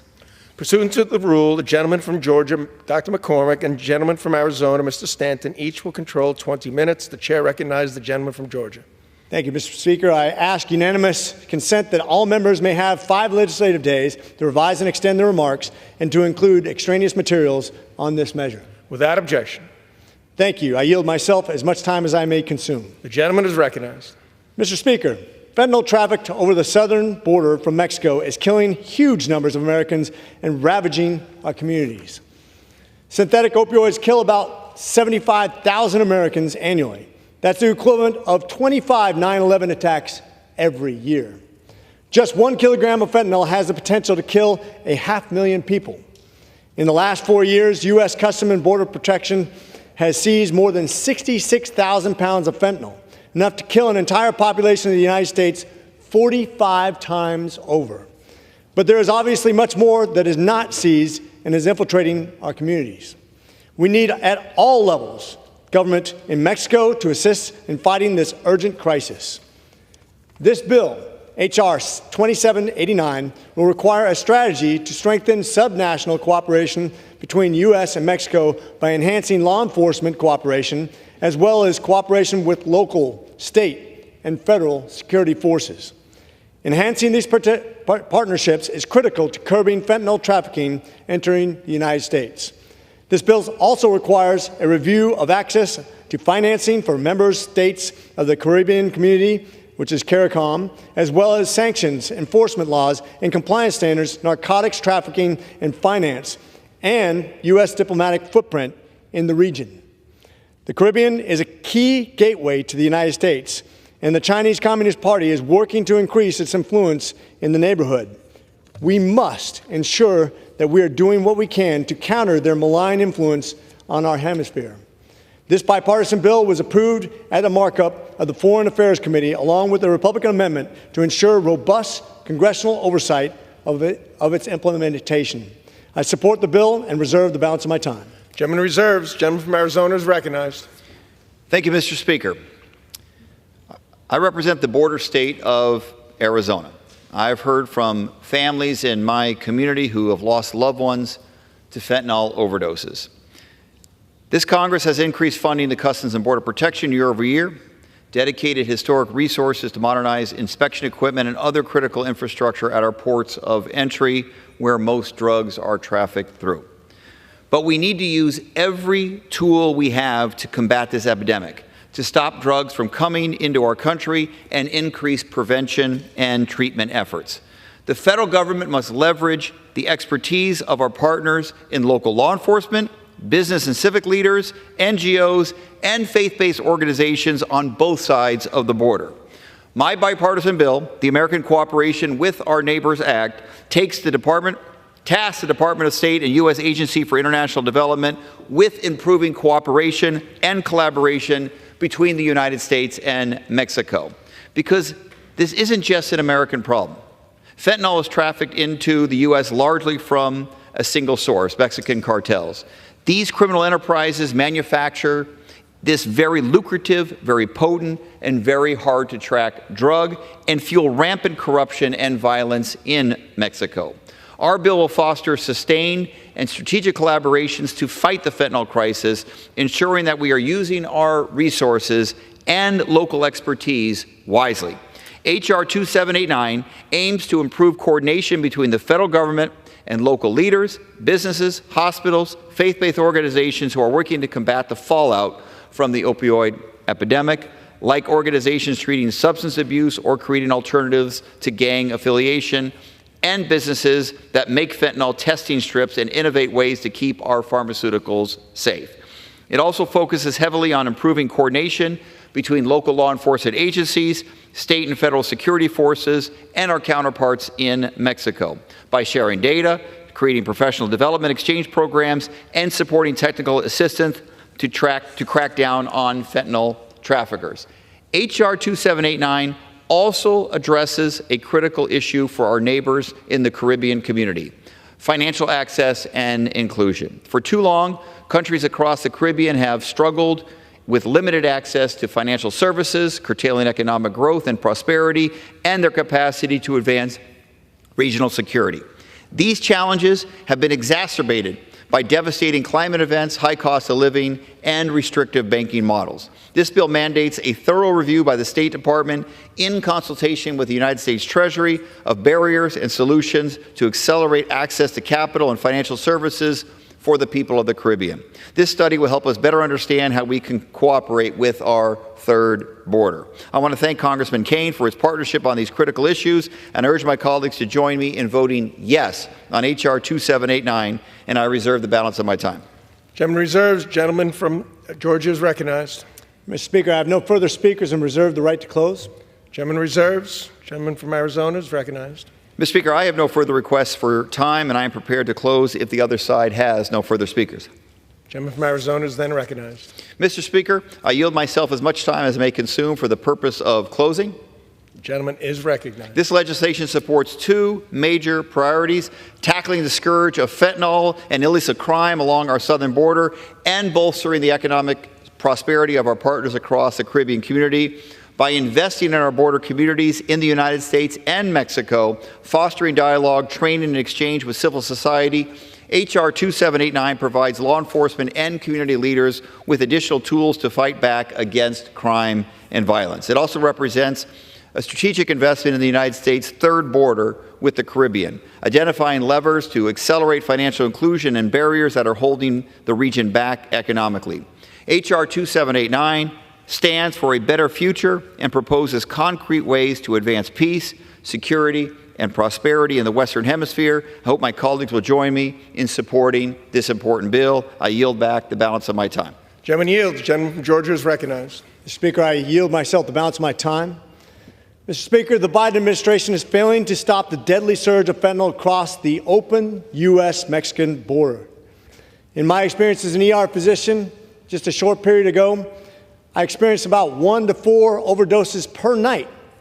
4 patients which I could not revive and died from the ages of 17 to 36. 75,000 deaths in the last year.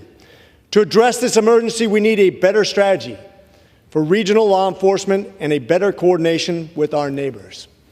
I want to thank the bipartisan authors of this bill, Mr. Stanton and Mr. Keene, as well as Chairman McCall and Ranking Member Meeks, for moving this bill forward.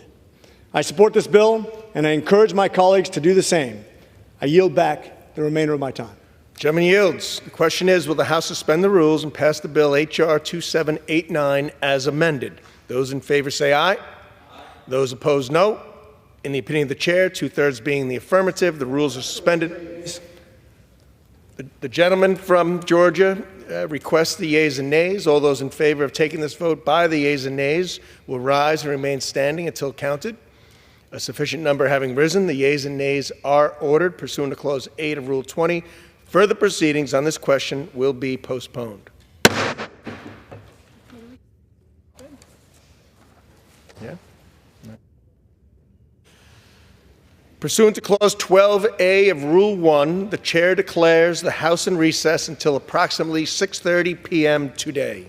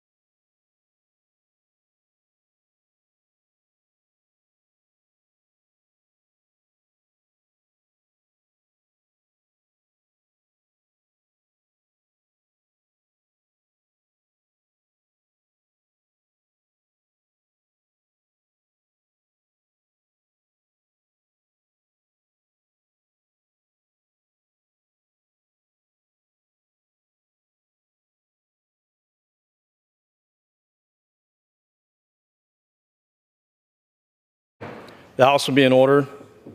Proceedings will resume on questions previously postponed. Votes will be taken in the following order. Motions to suspend the rules with respect to the following measures: House Resolution 901, House H.R. 7152, and H.R. 2789.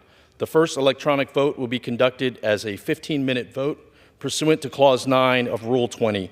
Remaining electric votes will be conducted as 5-minute votes. Read this next.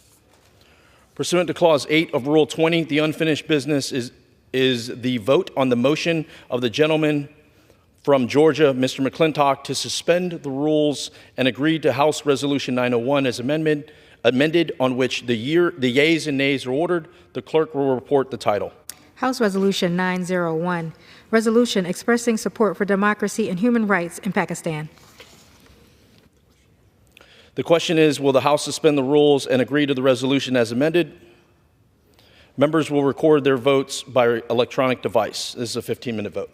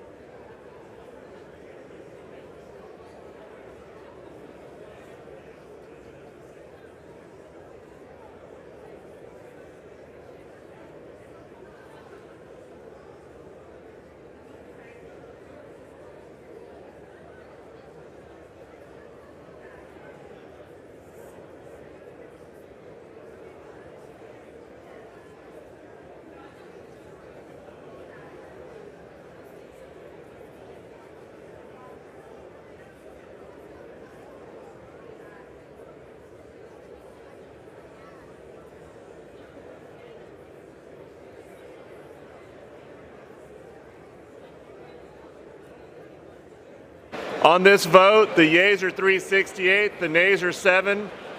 2/3 being the affirmative, the rules are suspended and the resolution is agreed to, and without objection, the motion is to reconsider is laid upon the table.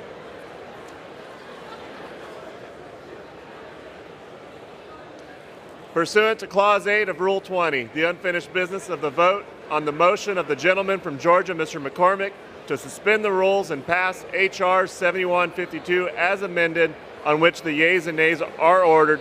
The clerk will report the title. H.R. 7152, a bill to direct the Secretary of State to establish a national registry of Korean American divided families and for other purposes. The question is, will the House suspend the rules and pass the bill as amended? Members will record their votes by electronic device. This is a 5-minute vote.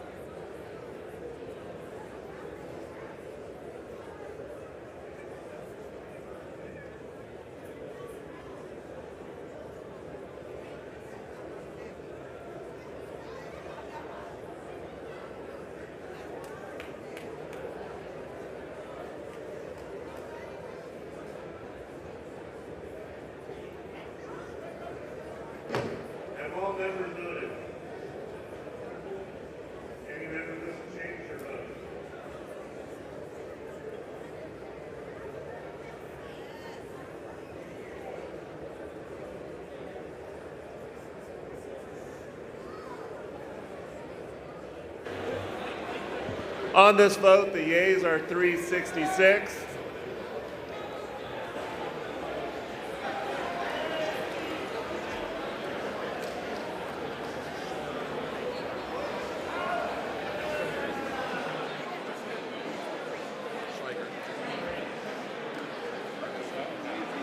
Both stations are open.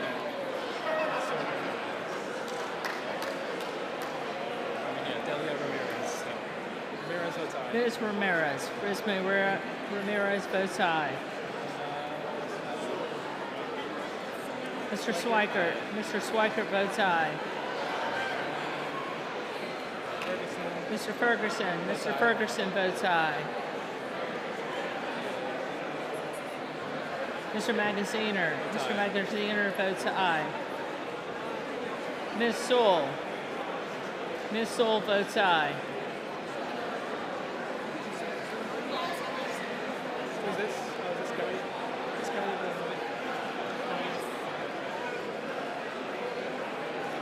This Kelly of Illinois. Ms. Kelly of Illinois. Ms. Kelly of Illinois votes aye. Mr. Jackson of Illinois. Mr. Jackson of Illinois votes aye. Mr. Garcia of Illinois. Mr. Garcia of Illinois votes aye.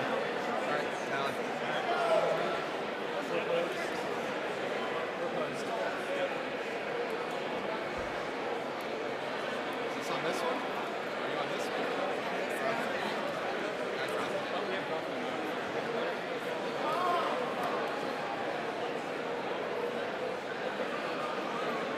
Mr. Grothman. Mr. Grothman votes aye.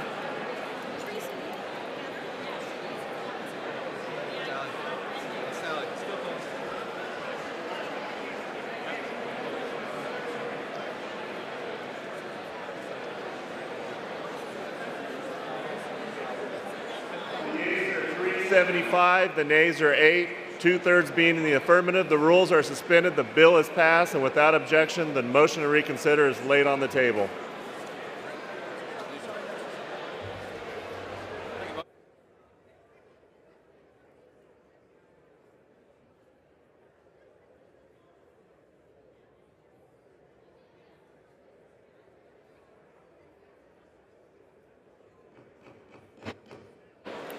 The chair lays before the House a communication.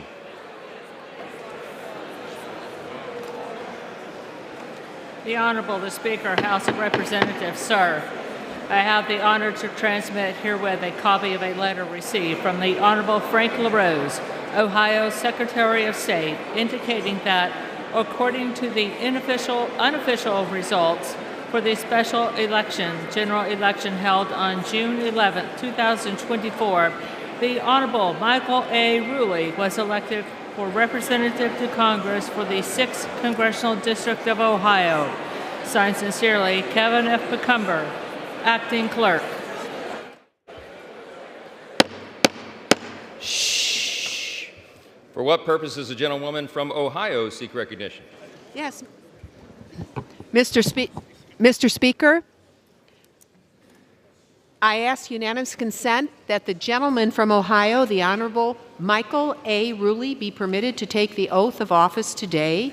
His certificate of election has not arrived, but there is no contest and no question has been raised with regard to his election.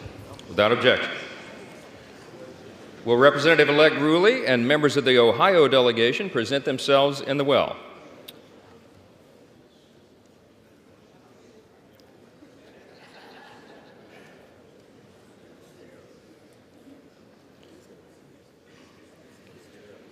All members will rise, and the representative-elect will please raise his right hand.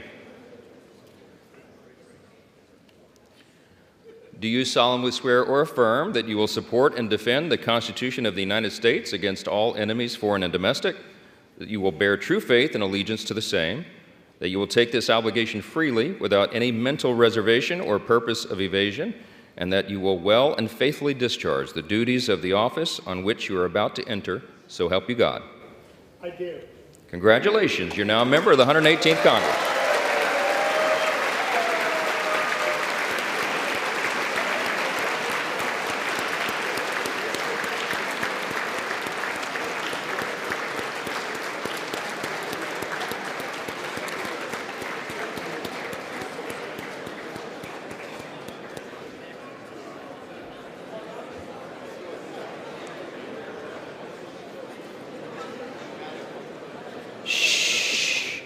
Without objection, the gentlewoman from Ohio is recognized for 1 minute.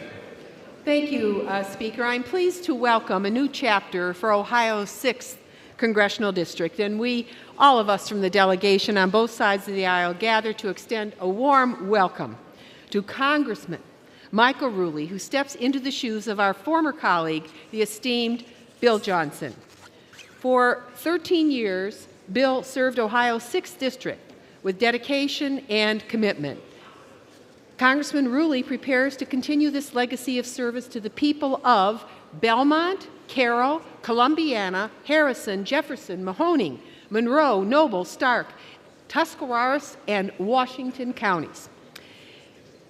As the Dean of Ohio's delegation and a fellow Ohioan who understands the profound responsibility that comes with representing the hardworking people of our state, I welcome Congressman Rulli to Congress. His background as the director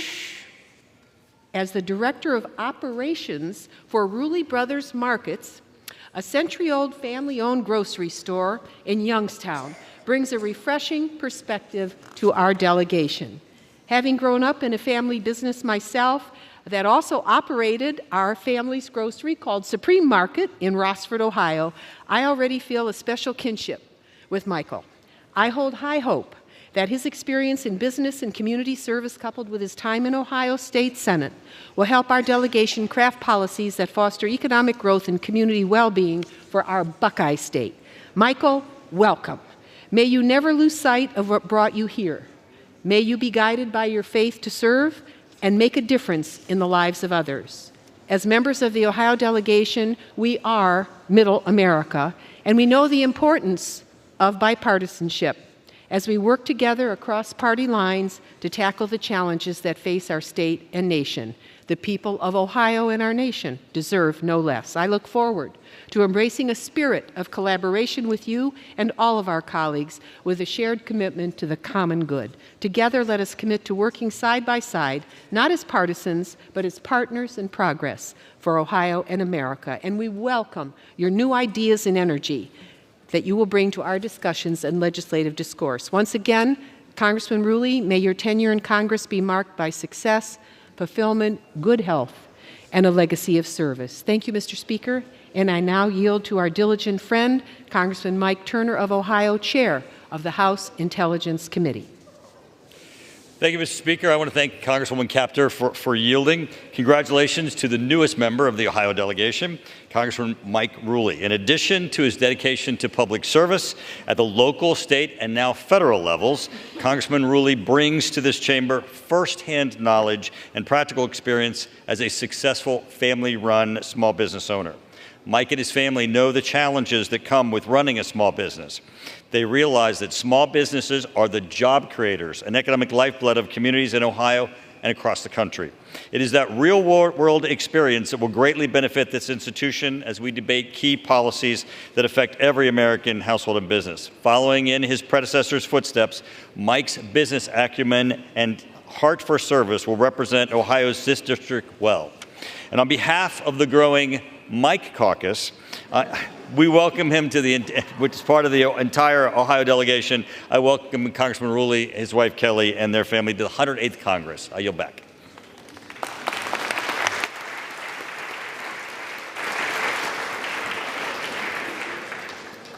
Thank you, Congressman Turner. Thank you, Congressman Turner. It is now my distinct honor to yield to the newest member of our body and delegation, the Honorable Michael Rulli.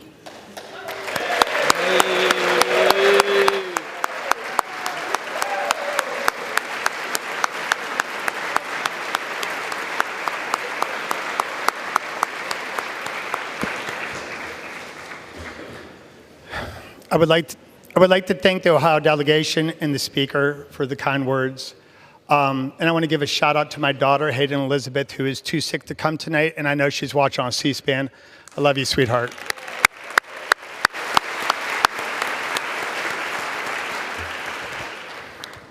So in the spring of 1983, I was in Poland Middle School, and Mrs. Holobonich and Mr. Myers brought us for our yearly trip.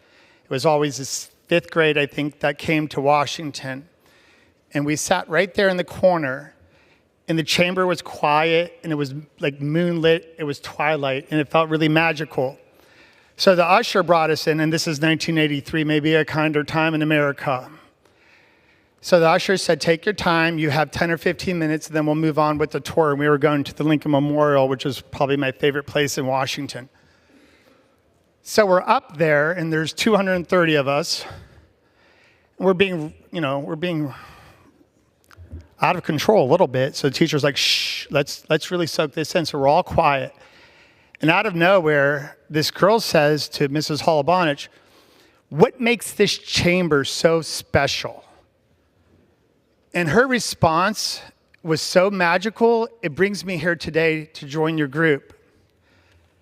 She said, in the history of man, that the world has been ruled by kings and tyrants and dictators and just pure evil people. And only once in the history of man has anything good ever tried to govern the people, and that was in Greece many, many moons ago. And then we had the experiment of the United States of America, this chamber, a chamber where the people actually rule the land. Especially in this chamber where we have to go to our people, the working man of America and working women of America. And we have to explain ourselves every 2 years, whether it's a good job or a bad job. We apply for a job every 2 years. And we fulfill the obligations of our founding fathers that made this the greatest country in the civilization of man. And if we don't succeed, mankind is done. There's no other option. If you read your history, and I'm a lover of history, it's been horrific. The United States of America's history isn't perfect, but we try to correct ourselves. I think the American Civil War really showed that. And we're still working on it. We're not there yet. And I cannot believe that my God Creator gave me this opportunity to join all of you, the whole body that is present. I don't want to let go those souls that were up there when they were told how this is the greatest experiment in the history of man. So with that, I wish you and every one of your family members, and especially the Republic, God's blessings. Thank you.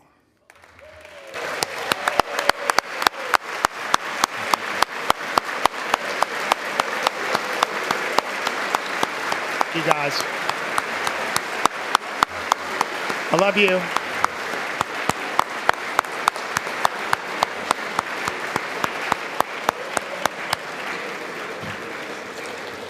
Under Clause 5D of Rule 20, the chair announces to the House that in light of the administration of the oath to the gentleman from Ohio, the whole number of the House is now 432. Pursuant to Clause 8 of Rule 20, the unfinished business is the vote on the motion of the gentleman from Georgia, Mr. McCormick, to suspend the rules and pass H.R. 2789 as amended, on which the yeas and nays are ordered. The clerk will report the title. H.R. 2789, a bill to direct the Secretary of State to develop a strategy on efforts to strengthen subnational cooperation between the United States and Mexico and for other purposes. The question is, will the House suspend the rules and pass the bill as amended? Members will record their votes by electronic device. This is a 5-minute vote.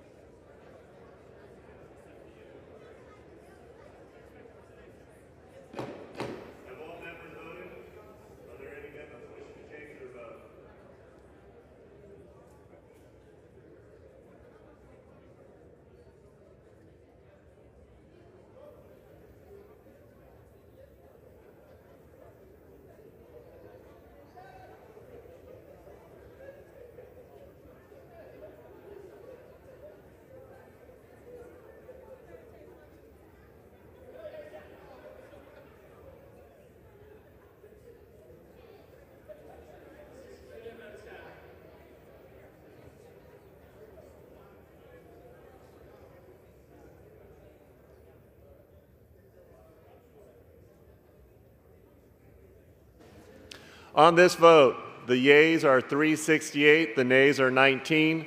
2/3 being in the affirmative, the rules are suspended, the bill is passed, and without objection, the motion to reconsider is laid on the table. For what purpose does the gentleman from Florida seek recognition? Mr. Speaker, I ask unanimous consent that when the House adjourns today, it adjourns to meet at 9 a.m. tomorrow. Without objection.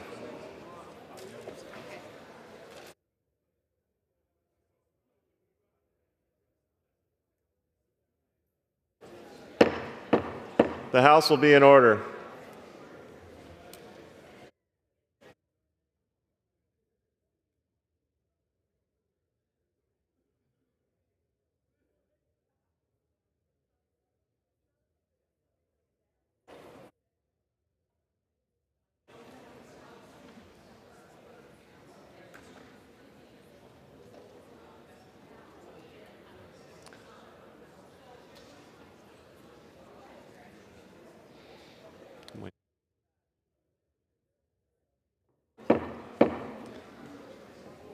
The House will be in order. For what purpose does the gentlelady from New Mexico seek recognition? Mr. Speaker, I ask for unanimous consent to speak out of order. Without objection. Tonight, we pause in prayer for the people of Ruidoso, Mescalero, Lincoln, and Otero counties. Our hearts break for those who have lost their lives and the 29 who are still missing from the South Fork and Salt fires. These fires have displaced nearly 9,000 people, burned tens of thousands of acres, and hundreds of homes. But despite the devastation, New Mexico has, as it always has, risen to the occasion, donated countless hours and truckloads of supplies, housed those most in need, and bravely stood on the front lines to fight these fires because we are New Mexico strong. So on behalf of the people of New Mexico, I say thank you to all who have stepped up to help and to our first responders who are on the front lines fighting these fires, and to all who have lost a loved one, their home, or their business. We are here with you in our hearts and in our prayers. And I yield to the gentleman from New Mexico. Thank you, Congresswoman. Thank you, Mr. Speaker. I have the privilege to represent the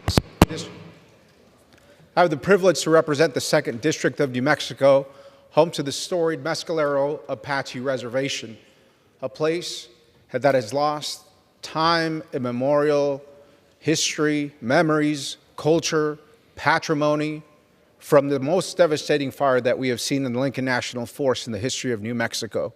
That is devastating not only for the economy, but for who we are as New Mexicans. But as a delegation, we stand strong in support to rebuild the economy of not just the Mescalero Indian Apache Reservation, but surrounding Lincoln and Otero counties. And it was the interjurisdictional cooperation between tribal governments, the BIA, the U.S. Department of Agriculture and Forest Service, the Department of Interior, Bureau of Land Management, and local county officials that allowed us to have the quick response to contain the fires, to limit damage, and right now to recover from one of the most devastating fires that we have seen in southwest New Mexico. The message I have to the folks out in Mescalero Apache country, the place that I represent, is that we have your back. We will honor that sovereign relationship that we owe you. And for the other members of Congress that have had to go through devastating wildfires just like ourselves, that will be seeking federal resources, that will be seeking the funds from the emergency declaration that President Biden has granted us to be able to rebuild these communities. We are thankful, we are grateful, and we can say that we can expect more of this across the West and other counties, other states that will be impacted by a changing climate. We are New Mexico strong. We will be New Mexico strong. We will rebuild together. We will honor the promise that we have made to Indian country, and we will make sure that we rebuild from one of southern New Mexico's worst wildfires that we've ever seen. And with that, Mr. Speaker, I'd like to request at this moment a moment of silence for those who have passed.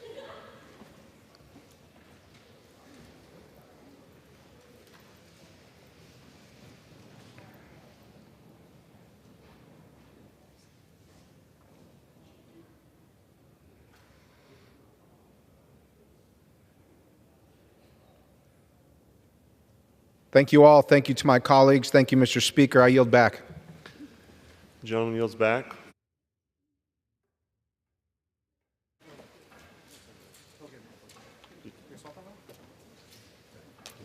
I'll do it. The chair will now entertain requests for 1-minute speeches. For what purpose does the gentleman from Pennsylvania seek recognition? Mr. Speaker, request unanimous consent to address the House for 1 minute and revise and extend my remarks. The gentleman, without objection, the gentleman is recognized for 1 minute. Thank you, Mr. Speaker. Mr. Speaker, I rise today and I'm incredibly proud to recognize the outstanding achievement of the Baltimore area high school baseball team. On June 13th at Penn State's Medler Park, at Lebrano Park, Medler Field at Lebrano Park, this team recaptured the PIAA crown after defeating Tri-Valley 11-3. BEA completed its season with an impressive 25-2 record. Before the state tournament, BEA was ranked as the Commonwealth's top high school baseball team, regardless of classification. After a rough first inning, BEA, led by star pitcher Weston McLean, shifted the momentum in their favor. Third baseman Carson Nagel was able to capitalize on the momentum shift with 2 hits, 2 runs, and an RBI. Mr. Speaker, as a graduate of Baltimore Area High School, I'd like to congratulate the team and Coach Gardner on their hard work and impressive season. The team exceeded lofty expectations while proudly representing the 15th District of Pennsylvania. Congratulations again on this outstanding season. Go Eagles. Thank you, Mr. Speaker, and I yield back the balance of my time. The gentleman yields. For what purpose does the gentleman from Illinois seek recognition? Madam Speaker, I seek unanimous consent to address the House for 1 minute and to extend and revise my remarks. Without objection, the gentleman is recognized for 1 minute.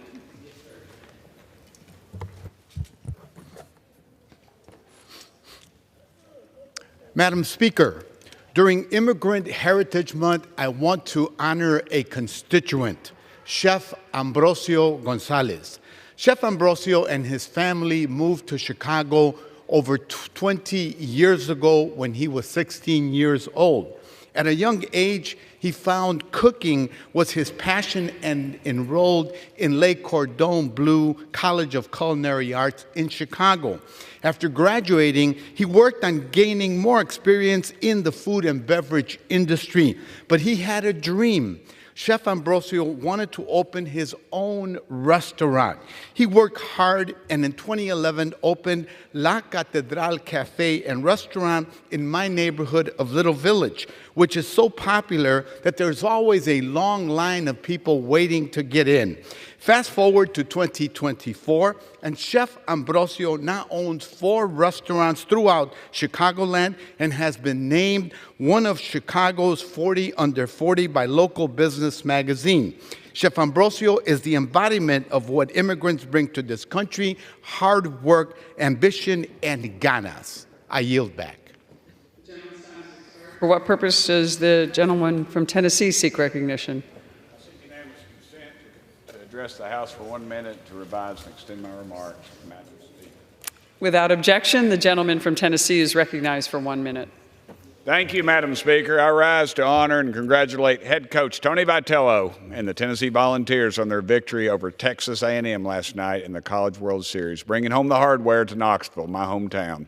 The Vols completed one of the most accomplished seasons in college baseball history, which crowned them as SEC regular season champions, SEC tournament champions, and College World Series champions with a remarkable 60-13 record.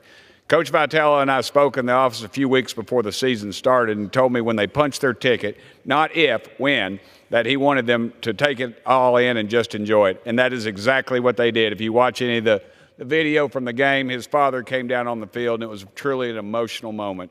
I'd also like to congratulate Dylan Drayling on an outstanding College World Series performance. Dadgummit, Mr. Speaker, Drayling was named the Men's College World Series Most Outstanding Player after he homered in each of the final 3 games. You have made Knoxville proud and the entire state of Tennessee proud, and I wish I were back home to celebrate with you all instead of stuck here in Washington, D.C. Madam Speaker, your 2024 national champions are clad in orange and white. Thank you, Madam Speaker, and I yield the remainder of my time. The gentleman yields. For what purpose does the gentlewoman from California seek recognition? Speaker, I ask you Without objection, the gentlewoman from California is recognized for 1 minute. I rise today to celebrate President Biden's historic gun safety accomplishments. The Biden administration recently closed a loophole that let unlicensed dealers sell guns without a background check. This action clarifies who qualifies as a gun dealer, and it gives the Bureau of Alcohol, Tobacco, and Firearms and Explosives the ability to hold gun sellers accountable to the American people. This is just one example of President Biden's commitment to tackling gun violence. The White House also created the first Office of Gun Violence Prevention to investigate how to reduce gun violence and create safer communities. Each death from gun violence is one too many. Congress needs to step up and do its part to stop preventable gun violence. I yield back. The gentlewoman yields. For what purpose does the gentleman from Texas seek recognition? Address the House for 1 minute. Without objection, the gentleman from Texas is recognized for 1 minute. Madam Speaker, I'm honored to rise today to recognize the well-deserved retirement of one Mr. Jay Kopik after over 35 years in the financial industry, including 15 years at the Associated Credit Union of Texas. During Jay's time at ACU of Texas, he served as the executive director of SERVE, an organization dedicated to bringing Gulf Coast area veterans groups together to combine resources and information. Since its founding in August 2015, SERVE has grown from 6 organizations to over 60, all focused on improving the lives of our great military personnel and their families. Jay's commitment to our community and to our veterans has been exemplary, creating a network of support that has made a real difference. As Jay steps into a well-deserved retirement, we celebrate his profound impact and lasting legacy of service and compassion. Jay, thank you. Brenda Gill and I hope you and your bride, Lori, enjoy your retirement. Madam Speaker, I yield back. The gentleman yields. For what purpose does the gentlewoman from Illinois seek recognition? I ask unanimous consent to address the House for 3 minutes. Without objection, the gentlewoman is recognized for 1 minute. I'll take the 3 as well. Thank you. Madam Chair, I rise today to honor Dulce Quintero, a champion, an organizer, and a public servant who has dedicated their life to advocating for marginalized communities and those impacted by trauma. Born in Mexico to migrant farm workers, Dulce moved to Chicago at the age of 9. In their education to our city and dedication to our city, they have impacted young people, the unhoused, and immigrant communities in Illinois 3 and beyond. A 2017 Chicago LGBT Hall of Fame inductee, Dulce is a beacon of hope for many in the LGBTQI+ community, especially our young people. Last year, they made history in Illinois as the very first non-binary statewide public official serving as Secretary of the Illinois Department of Human Services. Dulce inspires us to embrace our whole selves and each other in our struggles for justice and liberation. And so on behalf of Illinois' 3rd Congressional District, I commend Dulce Quintero for their extraordinary service and unwavering courage. Congratulations. I yield back. The gentlewoman yields. For what purpose does the gentleman from Georgia seek recognition? Ask unanimous consent to address the House for 1 minute to revise and extend my remarks. Well, without objection, the gentleman from Georgia is recognized for 1 minute. Madam Speaker, I rise today to congratulate one of Georgia's best on his retirement from government service. On June 27th, Mr. John Eunice will retire after 43 years of service to the Department of the Air Force. Mr. Eunice has served on both active duty and in the career civil service. Prior to taking his current position in 2008, John served in active duty for 27 years in the U.S. Air Force, achieving the rank of colonel. While on active duty, he served 2 command tours, serving as commander of the 36th and the 347th Civil Engineer Squadrons. He deployed 3 times over the course of his active duty career, including twice into combat zones. He received numerous awards and commendations over the course of his career, including the prestigious Newman Medal, which is awarded each year to the Air Force officer with the most significant contribution to military engineering in the entire U.S. Air Force. John has dedicated his entire life to serving the United States, and today I'm proud to thank him for his service. I wish him well on a much-deserved retirement. Thank you, Madam Speaker, and I yield back. The gentleman yields. For what purpose does the gentleman from North Carolina seek recognition? The gentleman from North Carolina is recognized for 1 minute. Madam Speaker, Juneteenth, also Freedom Day, is more than just a historical marker. It's a cause for celebration. Eastern North Carolinians of all ages came together from across the district to celebrate. We had a tremendous time watching talented local artists showcase their skills. Events were filled with vibrant art and music. There was food, vendors, and parades. We had a fantastic time honoring history and coming together as a community. The sight of so many young people engaging was truly inspiring. I was thrilled to join so many constituents to celebrate this historic and powerful day of freedom. Thank you, Madam Speaker. I yield back. The gentleman yields. For what purpose does the gentleman from Michigan seek recognition? Madam Speaker, request unanimous consent to address the House for 1 minute and to revise and extend my remarks. Without objection, the gentleman from Michigan is recognized for 1 minute. Madam Speaker, I rise today to honor the life and legacy of Senator George Alvin McManus, Jr., who served the great state of Michigan in many capacities throughout his long and well-lived life.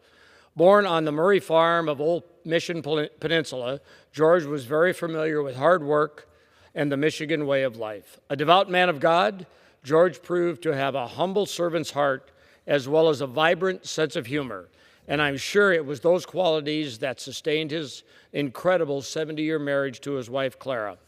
Though George boasted many accolades in his lifetime, perhaps his most important achievements were his 9 children, 23 grandchildren, 48 great-grandchildren, and 1 great-great-grandchild. In 1990, George was elected to the Michigan State Senate, where he served until 2002.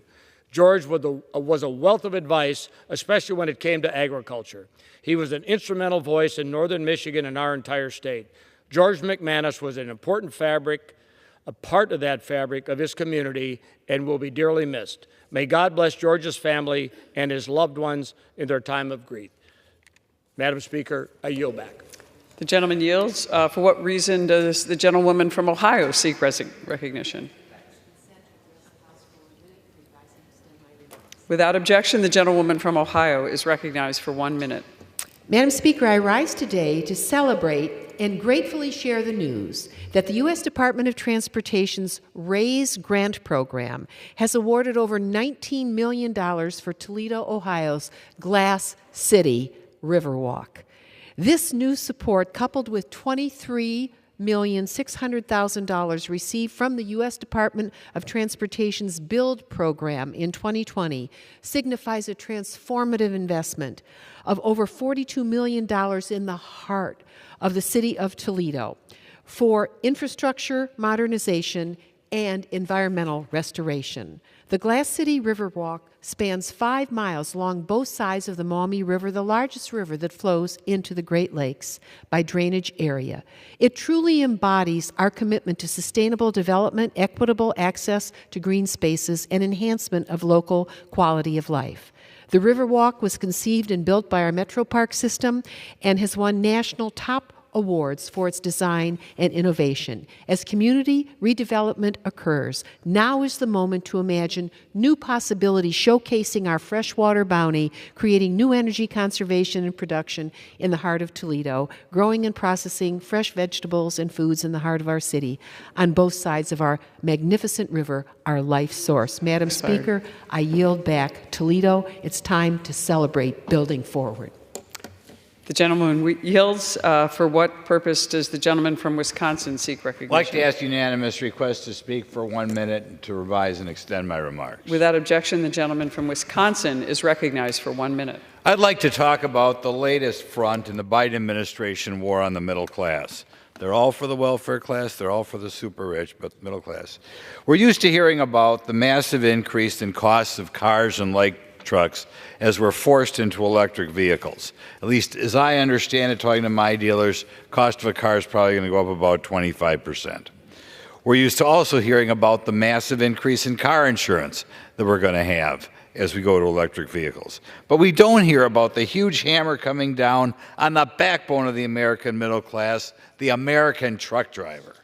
I am found out today that the cost of a new semi going from diesel to electric vehicle will go from $130,000 to over $300,000 a semi.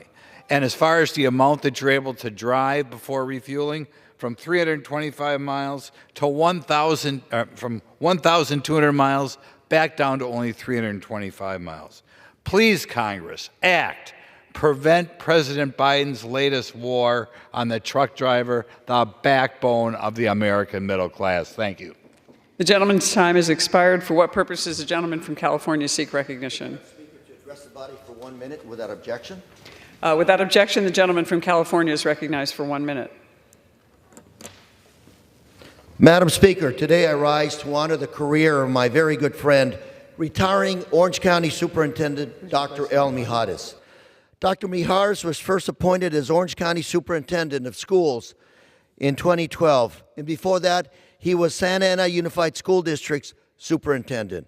Al is a man that truly cares about our children and their well-being. Dr. Mijares has a vision to assure that each one of our children is prepared to succeed in life. Dr. Mijares, thank you for your friendship and thank you for caring. Thank you for a lifelong career of caring for our children in our public school system. We as a community are praying for your recovery. We love you, sir. Madam Speaker, I yield. The gentleman yields. For what purpose does the gentleman from New York seek recognition?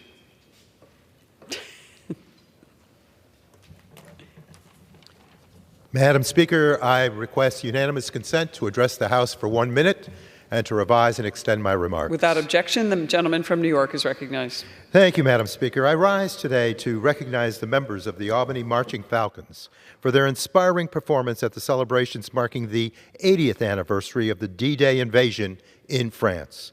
Earlier this month, the Marching Falcons, made up of middle and high school students from the Albany City School District, had the opportunity to perform in Falaise, where the momentous Battle of Normandy took place 80 years ago.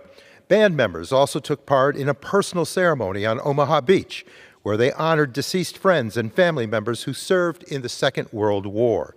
Brian Cady, the marching band's director, supported his students through each step of this journey, leading fundraising initiatives to secure the necessary resources for this beautiful trip. Despite facing several challenges once they arrived in France, the band continued to march on with pride and resilience, looking and sounding totally professional. I am honored that these students were able to represent our capital region in this powerful celebration. To the Albany Marching Falcons, I offer my most sincere gratitude for your continued perseverance, and I do extend my congratulations on an incredible performance. Thank you, and I yield back. Gentleman yields. For what purpose does the gentleman from Rhode Island seek recognition? Without objection, the gentleman from Rhode Island is recognized for 1 minute.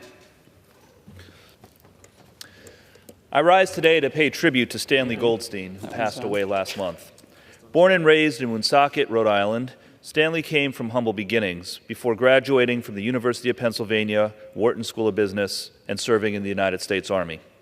Upon his return home in 1963, Stan and his brother Sid opened the first CVS store in Lowell, Massachusetts.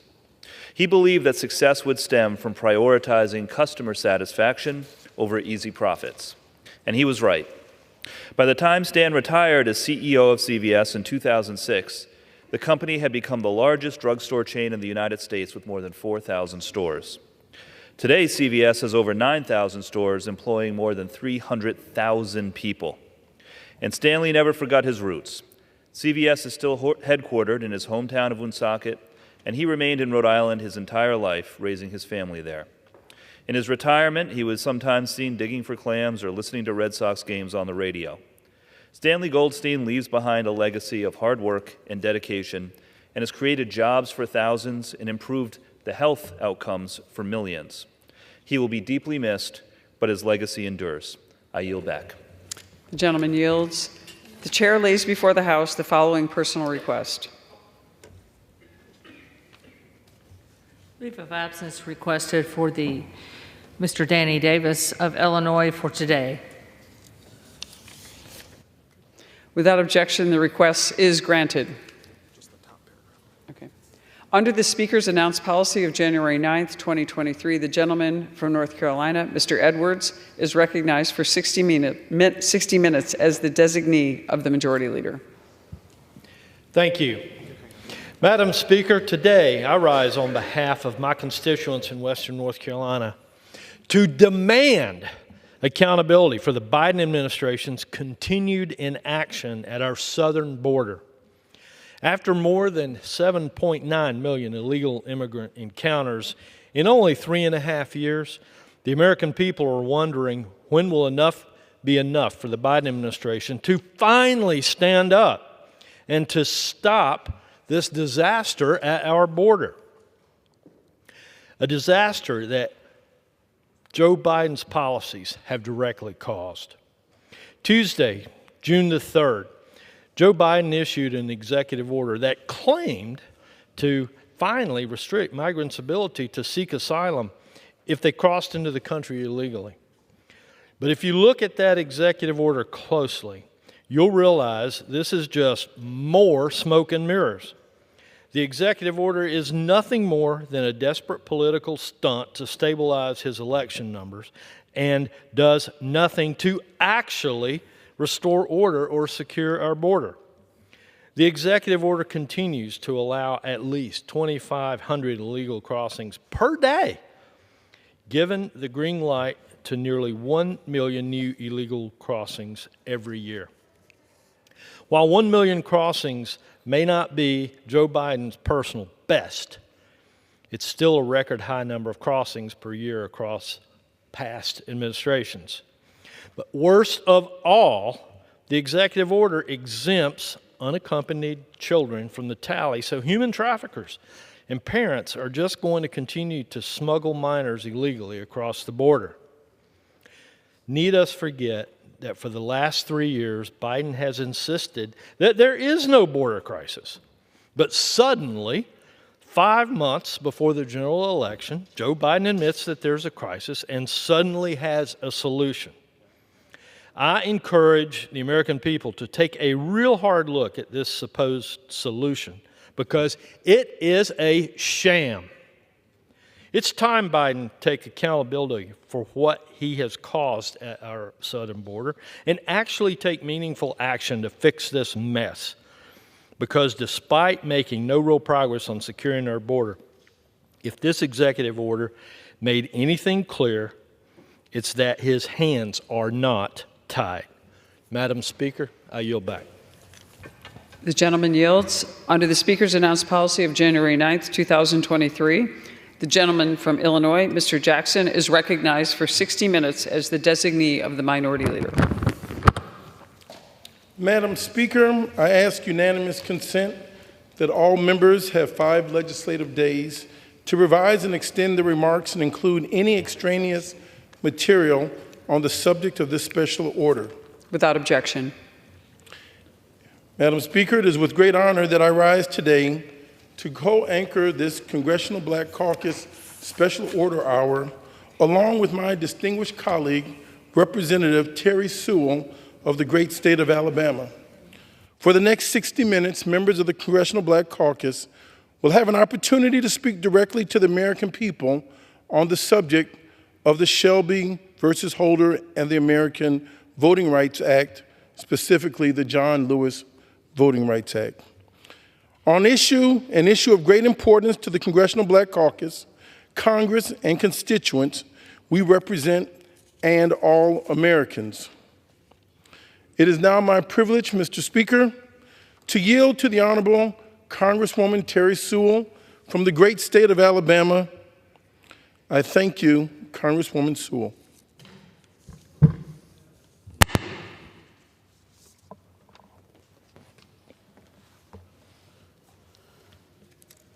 Today, we in the Congressional Black Caucus gather to observe the 11th anniversary of the Supreme Court's Shelby County versus Holder decision and to reflect on the state of voting rights in America. It was exactly 11 years ago today when the Supreme Court's conservative majority gutted the heart of the Voting Rights Act of 1965, eliminating voter protections and removing federal oversight from states with a proven record of voter discrimination. We have seen in those 11 years 31 states institute at least 103 new laws to restrict voting laws. And it is no surprise that those laws disproportionately target African American and minority voters. The consequences of the Shelby decision have been clear and devastating. Long lines, strict ID requirements that require time and money to obtain, closed polling stations in communities of color, bans on early voting and absentee voting, the purging of voter rolls, and the list goes on and on. In my home state of Alabama, lawmakers have recently made it a felony to assist someone with their absentee ballot. While these tactics may be new, we know that they are borrowed from the same playbook that has been used for generations to silence the voices of African Americans and other minority voters. While black voters may not need to count the number of jelly beans in a jar, modern-day barriers to voting are no less pernicious than the poll tax and the literacy test of the past. In Shelby versus Holder, the Supreme Court was clear that the onus was on Congress to come up with a modern-day formula to determine which states are subject to federal oversight. Well, I'm proud to say that we have done just that. Working together with our nation's premier civil rights and voting rights organizations, we have come up with a modern-day formula to ensure states and localities with a recent history of voter discrimination are prohibited from restricting voter access.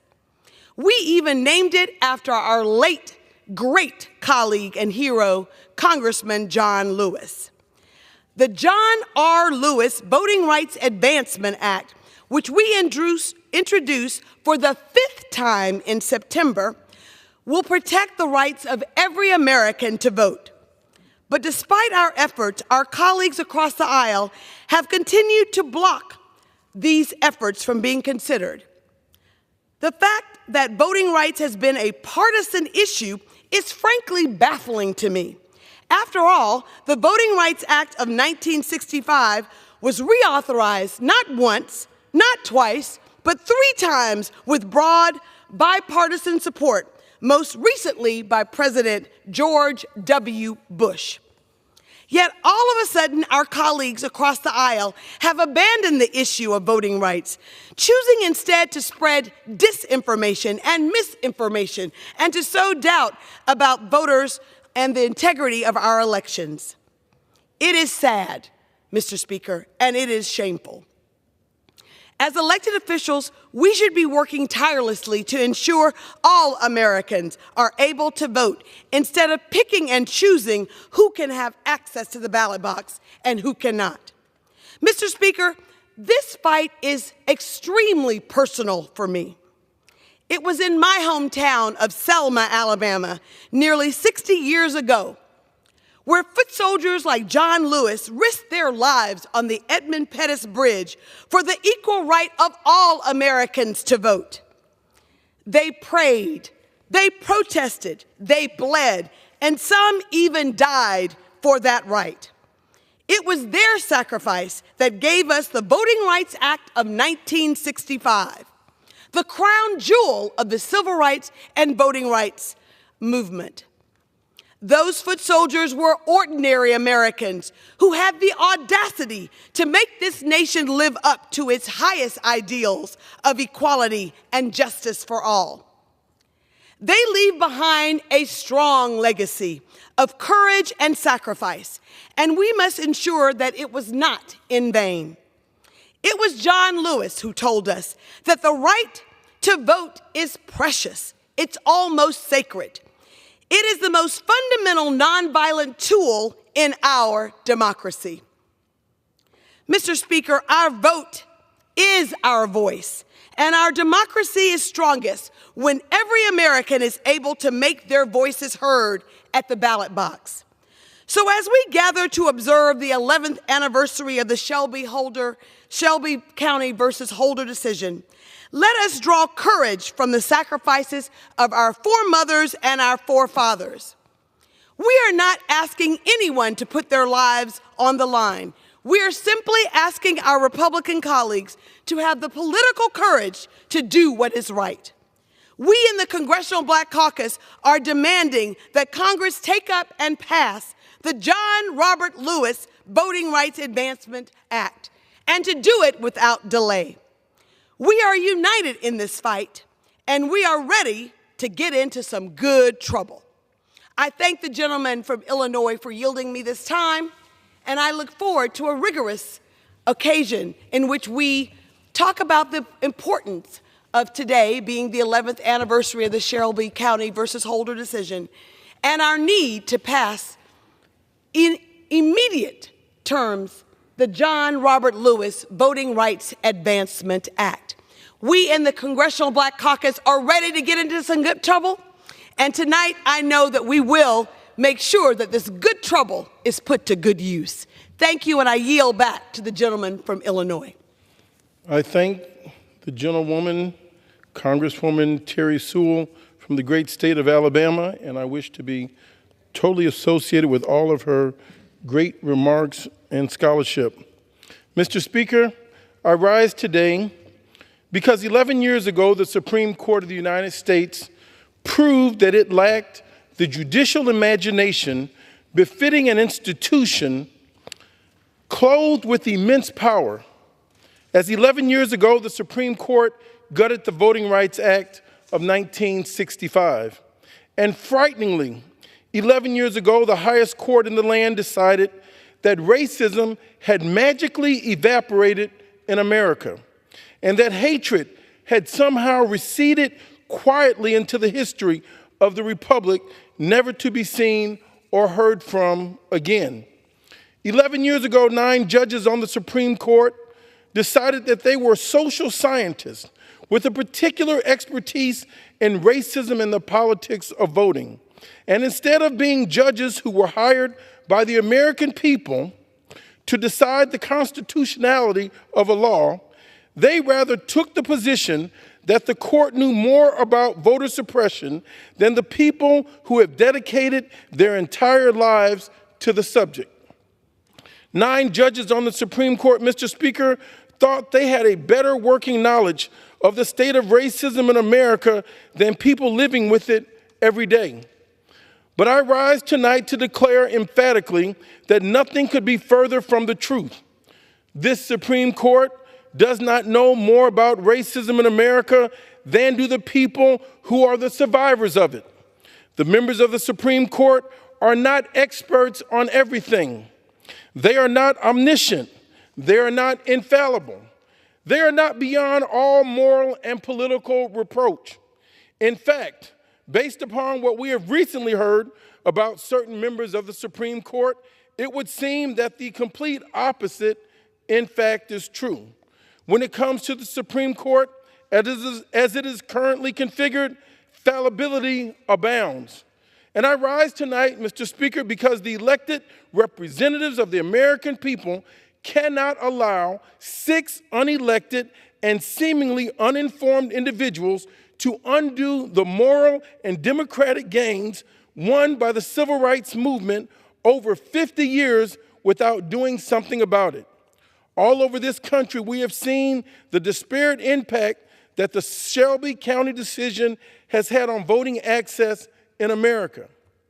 And what was once thought to be a regional problem has now metastasized and become nationalized. Since the Shelby decision, every region of this country is struggling to overcome novel attempts at voter suppression and the like. And regrettably, 11 years ago, those of us in the civil rights community told the leaders of this nation what was going to happen. What we told America, that gutting the Voting Rights Act would cause voter suppression to spread like a virus in a second grade classroom. And that's exactly what has happened. That's exactly where we find ourselves today. And those of us who believe that the only threat to democracy are events like unto those on January 6th are painfully naive. The greatest threat to democracy isn't the outright violence that takes place when citizens who are motivated by lies engage in hand-to-hand compact with one another, but rather by the legalized and the systemic unraveling of the cherished democratic norms. But those of us who love America cannot sit idly by and allow the darkness of bigotry to once again embed itself into the electoral systems of this country as it once was. Those of us who have a constitutional mandate to establish justice, ensure domestic tranquility, and secure blessings of liberty cannot allow what African Americans did to expand the general welfare of the country's commitment to opportunity be erased. Nothing is more indelible and inherently fundamental to the success of a thriving democracy than is the equality of a citizen's right to vote. Because in America, voting is the manifestation of citizenship. In this country, if you cannot vote, you are not a citizen. And what most people miss about the civil rights movement is that at its core, it was an attempt to empower African Americans with the rights afforded to us by virtue of our citizenship. The right to vote is our birthright. And yet hundreds of years, this country denied African Americans born in this nation what was legitimately due to them. And it is only through blood, sweat, and tears that African Americans were able to fight in every war to once again try to regain full citizenship.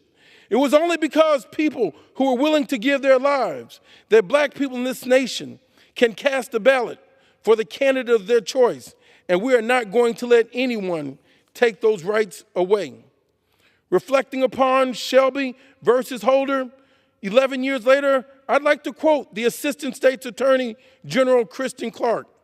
She said, "This anniversary provides an important opportunity to reflect upon the profound consequences of that opinion in Shelby County versus Holder, which struck down the key provisions of the Voting Rights Act of 1965 and left millions of voters of color without the mechanisms that had stopped voting discrimination before it could be implemented.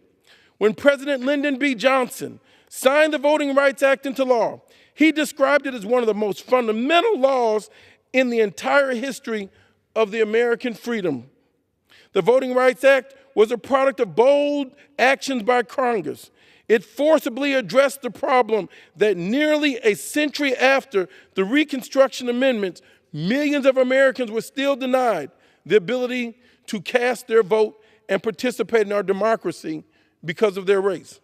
One of the most important pieces of the Voting Rights Act that was taken away was Section 5, its pre-clearance requirement, enacted in 1965 and reauthorized by Congress in 1970, 1975, 1982, 2006. Section 5 required jurisdictions that had a history of voting discrimination to obtain approval from the Attorney General or a federal court before implementing changes in election procedures and practices. Covered jurisdictions could not implement their proposed voting changes until they had received pre-clearance. Thanks to Section 5, jurisdictions that tried to make changes that had a discriminatory impact were adopted with a discriminatory purpose were blocked from doing so. More than 800 proposed changes were altered or withdrawn in the period after 1982 alone. A repository of the Department's Section 5 objection letters, which provided an official record on each objection as well as the basis of the decisions, can be found. The Shelby County ruling marked a significant turning point for voting rights in the United States. In its decision, the Supreme Court invalidated, on constitutional grounds, Section 4B of the Voting Rights Act, which provided the formula for determining which jurisdictions were covered under Section 5. Without that formula, all jurisdictions were released from coverage overnight. Section 5 was rendered effectively inoperative, freeing states and localities to enact voting laws without federal oversight. States wasted no time implementing election changes that had not or might not have been survived the pre-clearance requirement. On June 30th, 2025, the very day the Supreme Court issued the Shelby County opinion, Texas officials announced that they would implement a discriminatory and burdensome photo identification statute. And on June 26th, the day after the Shelby County decision, Senator Tom Opaco, chairman of the North Carolina Rules Committee, publicly stated that North Carolina legislature would be moving forward with an omnibus law imposing multiple voting restrictions. Why weren't they trying to expand voting? They said we will use this decision to restrict voting. In the absence of preclearance, the statutes went into effect, and the departments, along with private parties, had to file suits under a different part of the Voting Rights Act to enjoin them. Mr. Speaker, states have adopted photo identification requirements, limited those who can provide assistance at polling places, reduced options for early voting, closed polling places, and unfortunately, Justice Ruth Bader Ginsburg proved prophetic when she observed in her Shelby dissent that ending preclearance was like, and I quote, throwing away your umbrella in a rainstorm because you are not getting wet, close quote. And without Section 5, new laws can be challenged only through long, protracted, resource-intensive, case-by-case legislation and fights. The John Lewis Voting Rights Act is the most fundamental piece of legislation pending before the United States Congress, and it must be enacted with all deliberate speed. This is something, Mr. Speaker, we must do. Securing the right to vote is the moral obligation we have to the principles of America and to whatever we believe is a future worthy of our children. And let me remind my colleagues that the progenitors of suppression do not stop with their initial targets. Today, the votes of African Americans are being suppressed all over the nation, but tomorrow it might well be yours. Do not forget the lessons of histories. The people who are coming for our rights will never be satisfied with what they have attempted to do to us. Soon they will look for new targets. That is to say, new objects of their resentment, their ridicule, and their scorn. But what the Supreme Court in Shelby decision has reinforced in no uncertain terms is the fact that elections have consequences. The inability to elect a Democratic president in 2016 led to this horrible decision, and those of us who stand on the precipice of a national election must remember this invaluable lesson. Let us not forget in 2016, the woman with the most votes did not win the presidency. Whatever policy differences we may have with the President of the United States, we cannot allow the protection of our civil rights to be left in the hands of judges who so ideologically are motivated that they are unapologetically fly insurrectionist flags upside down at their homes. And the only way to protect America from the conservative judicial fanaticism of the Supreme Court is to re-elect President Joe Biden and Vice President Kamala Harris. There's simply no other way for us to go. So let us do what we must do so that justice will roll down like waters and righteousness like a mighty stream. Mr. Speaker, you've heard from my distinguished colleague, the Honorable Terry Sewell from the great state of Alabama, and on this topic for the John Lewis Voting Rights Advancement Act. Mr. Speaker, all issues of great importance to the Congressional Black Caucus, our constituents, Congress, and all Americans tonight. With that, Mr. Speaker, I yield back. The gentleman yields. Mr. Speaker, I motion to adjourn the House. Nope.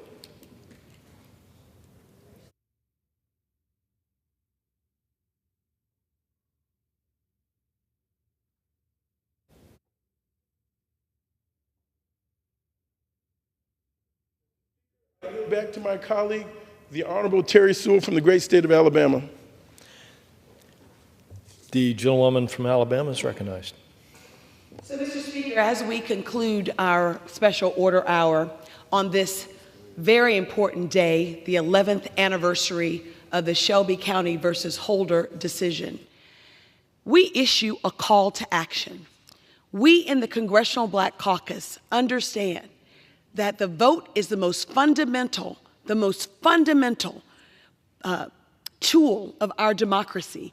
And I cannot believe that 60 years after John Lewis was bludgeoned on a bridge, yes, 60 years after he was bludgeoned on a bridge, that my colleague and I stand here today to talk about restoring the full protections of the Voting Rights Act of 1965.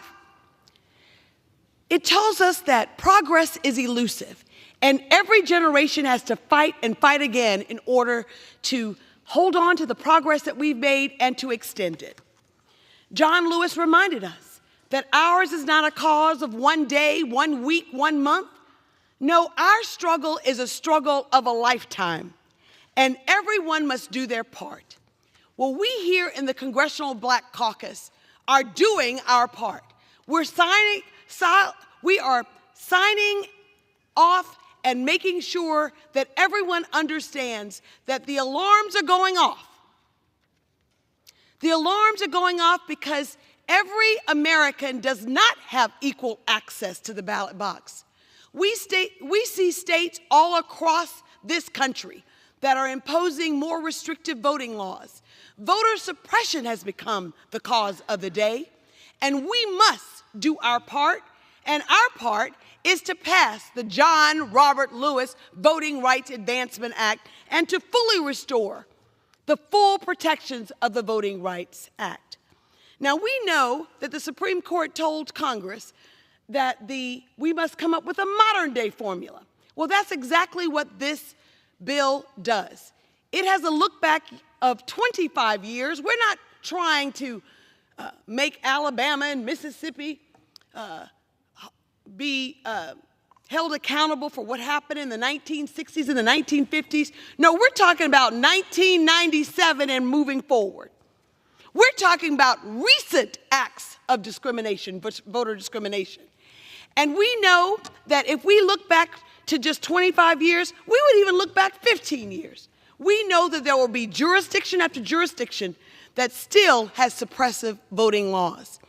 And as long as states are suppressing the right to vote, I believe that we have a moral obligation in the federal government to provide oversight. We know that that oversight is critically important, and that's exactly what the John Robert Lewis Voting Rights Advancement Act will do. And as I take my seat, I want it to be heard around this nation that we in the Congressional Black Caucus will not rest. We will not rest until we pass the John Robert Lewis Voting Rights Advancement Act.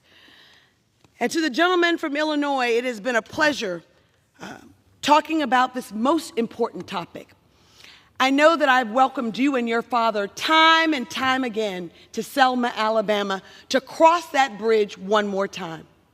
We know that a very frail John Lewis, with a body riddled of cancer, took to that bridge one more time in 2021. And he told us to never give up never give in, that ours is a just cause. And because of that, we stand tall, the Congressional Black Caucus, in our commitment to never go back to those days. We need to pass the John Robert Lewis Voting Rights Advancement Act, and with the help of the Congressional Black Caucus and the gentleman from Illinois, we will do just that. Thank you, and I yield back my time. I thank the Honorable Congresswoman Terry Sewell. Mr. Speaker, I would like to yield the controlling balance of my time. The gentleman yields.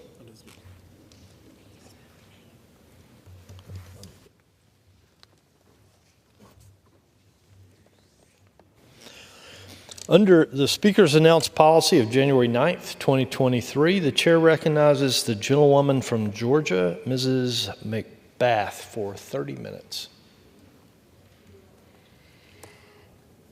Thank you, Mr. Speaker, and I ask unanimous consent that all members have 5 legislative days to revise and extend the remarks and include extraneous material on the topic of this special order. Without objection. Thank you. Thank you, and I'm honored tonight to host tonight's special order 30 minutes with the Gun Violence Prevention Task Force and Assistant Leader Neguse.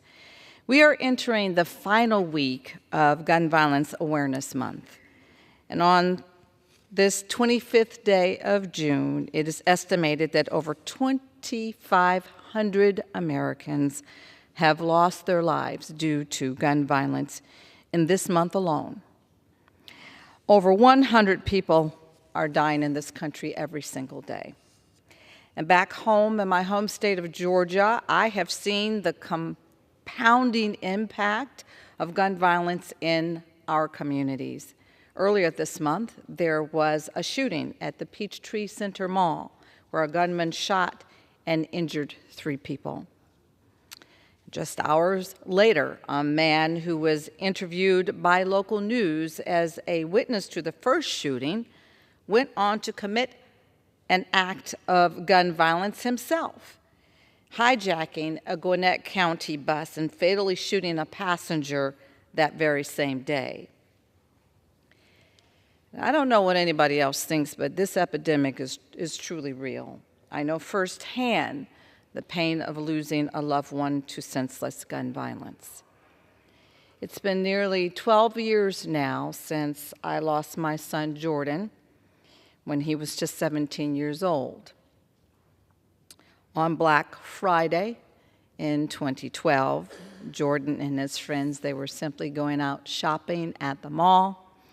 They stopped at a convenience store gas station for all of 3.5 minutes because my son Jordan said, "Hey guys, if we're gonna go pick up girls at the mall, you gotta have fresh breath." In those 3.5 minutes, a man pulled up next to the boys in their car, and he started complaining about the loud music that they were playing. He racially profiled them, he called them gangbangers, and he called them thugs. And then he fired 10 shots into the car, killing my only son, and then he simply drove away. He acted as if nothing had ever happened. He went back to his hotel with his girlfriend. They walked their puppy, Charlie. They ordered a pizza, and they made themselves a couple of stiff rum and cokes, and then they simply went to bed. It was only the next morning that they saw on television that a young black male had been killed by 10 bullets at a convenience store gas station.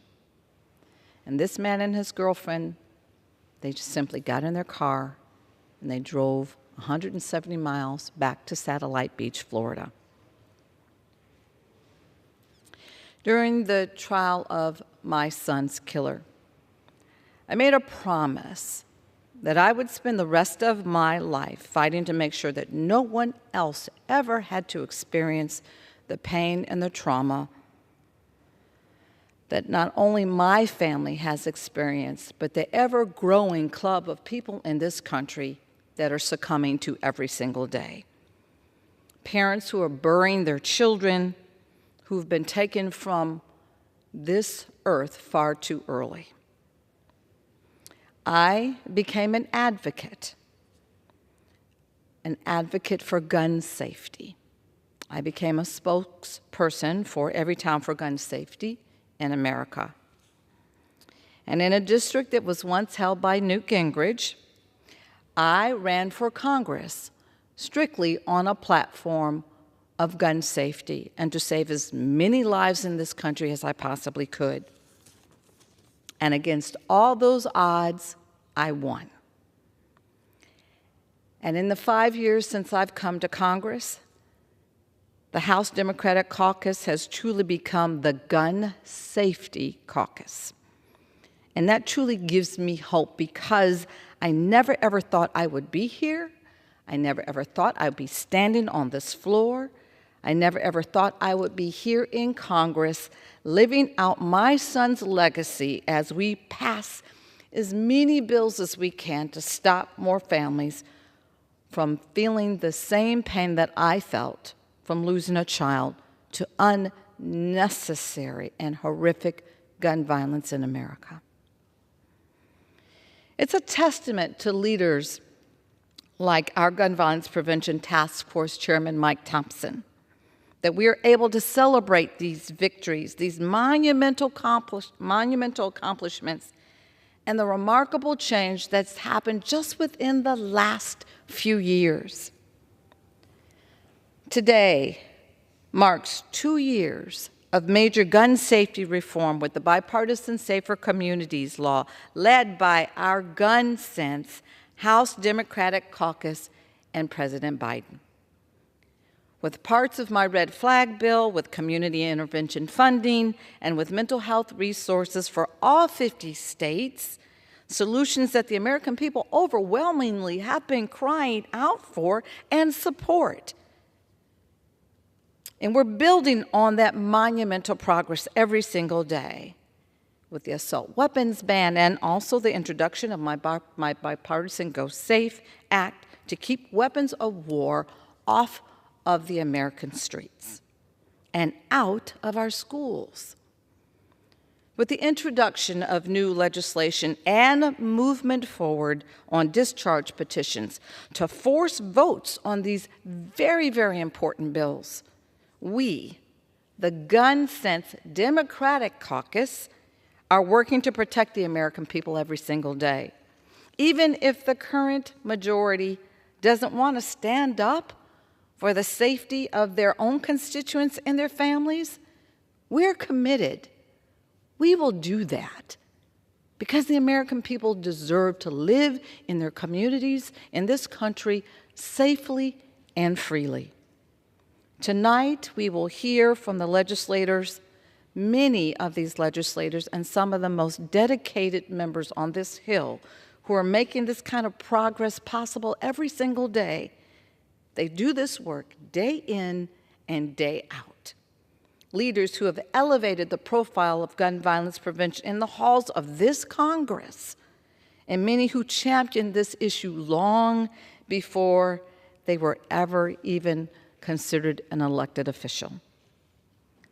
This work takes all of us, and that is why I am so grateful for this evening's speakers that are here with us tonight who will focus on our energy and the work that we've done during Gun Violence Prevention Awareness Month, and hope that we can continue to encourage people to rededicate ourselves to the work of saving lives.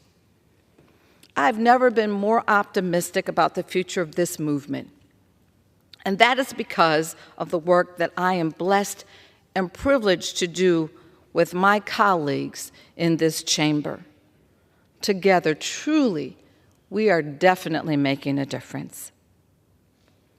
And at this time, Mr. Chair, I'd like to yield the balance of my time to these amazing colleagues, if I may. I'd like to yield 5 minutes to our Assistant Democratic Leader from Colorado, Joe Neguse. Mr. Speaker, first, let me thank my friends and gun violence prevention task force leaders, Congresswoman Lucy McBeth and Congressman Mike Thompson, for convening us this evening. They both have been unwavering in their dedication to ending the scourge of gun violence in this country. And I want to take a moment in particular to salute and applaud my friend, Representative McBeth, whom, as you heard, Mr. Speaker, has shown a remarkable amount of courage, of bravery, of tenacity in converting her anguish, unspeakable, unthinkable anguish, into action to save lives. We couldn't be more proud of her and the work that she has done since she first graced the halls of this august body in making ending gun violence a priority of not just hers, but of this House. Mr. Speaker, in a country where gun violence is the leading cause of death among children, I'll repeat that just to let it sink in, that gun violence is the leading cause of death among children in the United States. It comes as no surprise that today the Surgeon General declared that gun violence in America now constitutes a public health crisis. My district, Mr. Speaker, has been acutely impacted by that crisis, by the pain of the gun violence epidemic. 3 years ago, a gunman walked into a local grocery store in my community in Boulder, Colorado. He killed, murdered, in cold blood, 10 of our beloved community members, including a police officer who made the ultimate sacrifice, saved lives, died in the line of duty. This tragedy and the shock waves that it has spurred across my state serve as a reminder of why we as a Congress cannot abandon our mission to end this epidemic. And my community, Mr. Speaker, is not alone. From Uvalde to Buffalo, from Parkland to Sandy Hook, to every corner of our country, there are communities just like ours, families devastated by the pain and anguish caused by gun violence, members, as you've heard, of this very chamber who've experienced devastating loss as a result of this epidemic. But it is with those we've lost in our hearts and at the forefront of our minds that we remain committed to ensuring that we turn such anguish into action. 2 years ago today, as you've heard, Mr. Speaker, many of us joined President Biden at the White House. I remember going to the White House with my colleague, Representative McBeth, to celebrate the enactment of the bipartisan Safer Communities Act, which Representative McBeth, Representative Robin Kelly, Representative Stephen Horsford, so many of the leaders whom you'll hear from tonight, Representative Haley Stevens and others, had worked vociferously to get across the finish line. The most significant and consequential gun violence prevention legislation that we've seen in decades. Through this bill, we were able to enact improved and enhanced background checks, protect domestic violence survivors, expand community violence intervention programs, and support improved mental health services across the country. Mr. Speaker, we know that legislating works. So, I'm here today with leaders like Representative Kennedy of Buffalo and Representative Manning from North Carolina, and Representative Stevens and Representative McBeth, and so many others, to repeat the call that House Democrats have made time and time again, to say that we are ready to work in good faith with anyone to address what is clearly a pervasive problem across our country, to advance common sense reforms that we know will save lives. It is time for our colleagues on the other side of the aisle, for House Republicans, to do the same. To work with us, because inaction is no longer an option. Again, I thank Representative Macbeth, I thank Representative Thompson and the Gun Violence Prevention Task Force for their work in addressing our most basic charge as members of this body, which is to keep Americans safe.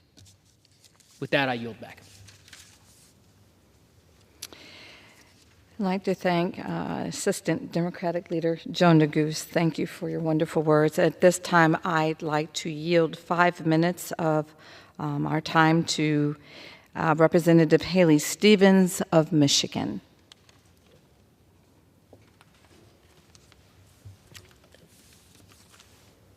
Thank you, Mr. Speaker, and thank you to this chamber that affords the time for this special hour. It is a profound and deep honor to stand here with my friend, who I'm also privileged to call one of my heroes, Congresswoman Lucy Macbeth, who I came into this very chamber with as new freshmen, the class of 2018. Most of us never ever had run for office, and we took on a new House majority in a very challenging time for this country. And I have seen her work day in and day out. It doesn't matter if it is Gun Violence Prevention Month.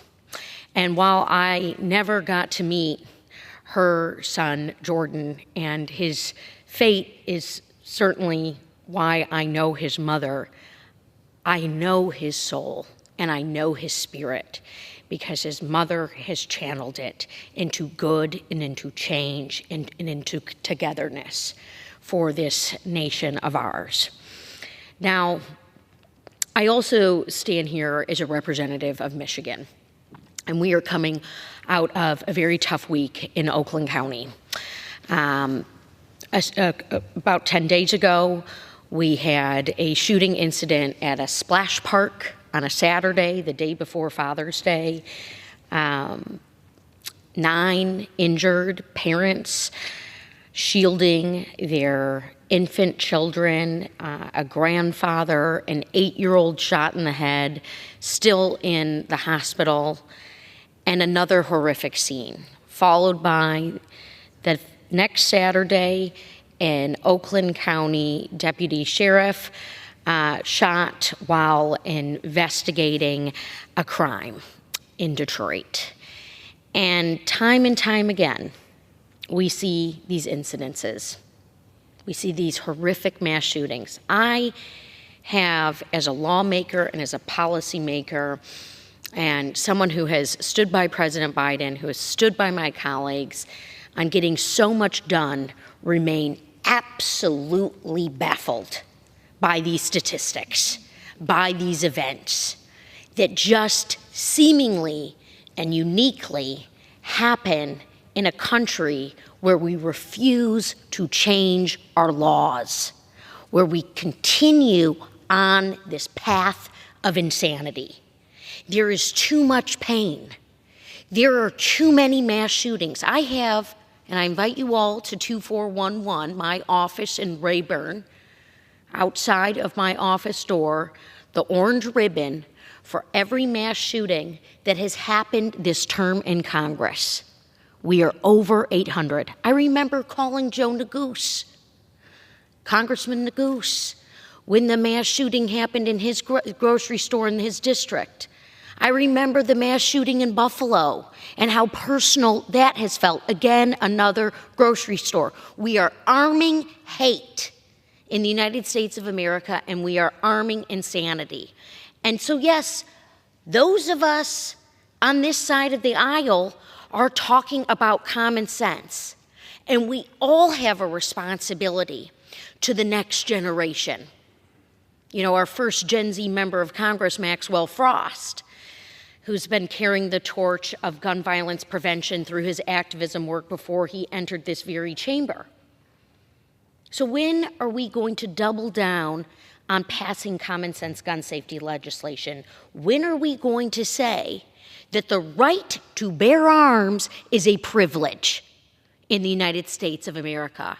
Our our U.S. Surgeon General, Dr. Vivek Murthy, just proclaimed gun violence as a public health crisis, and that is what it is. At parties and in grocery stores and in houses of worship.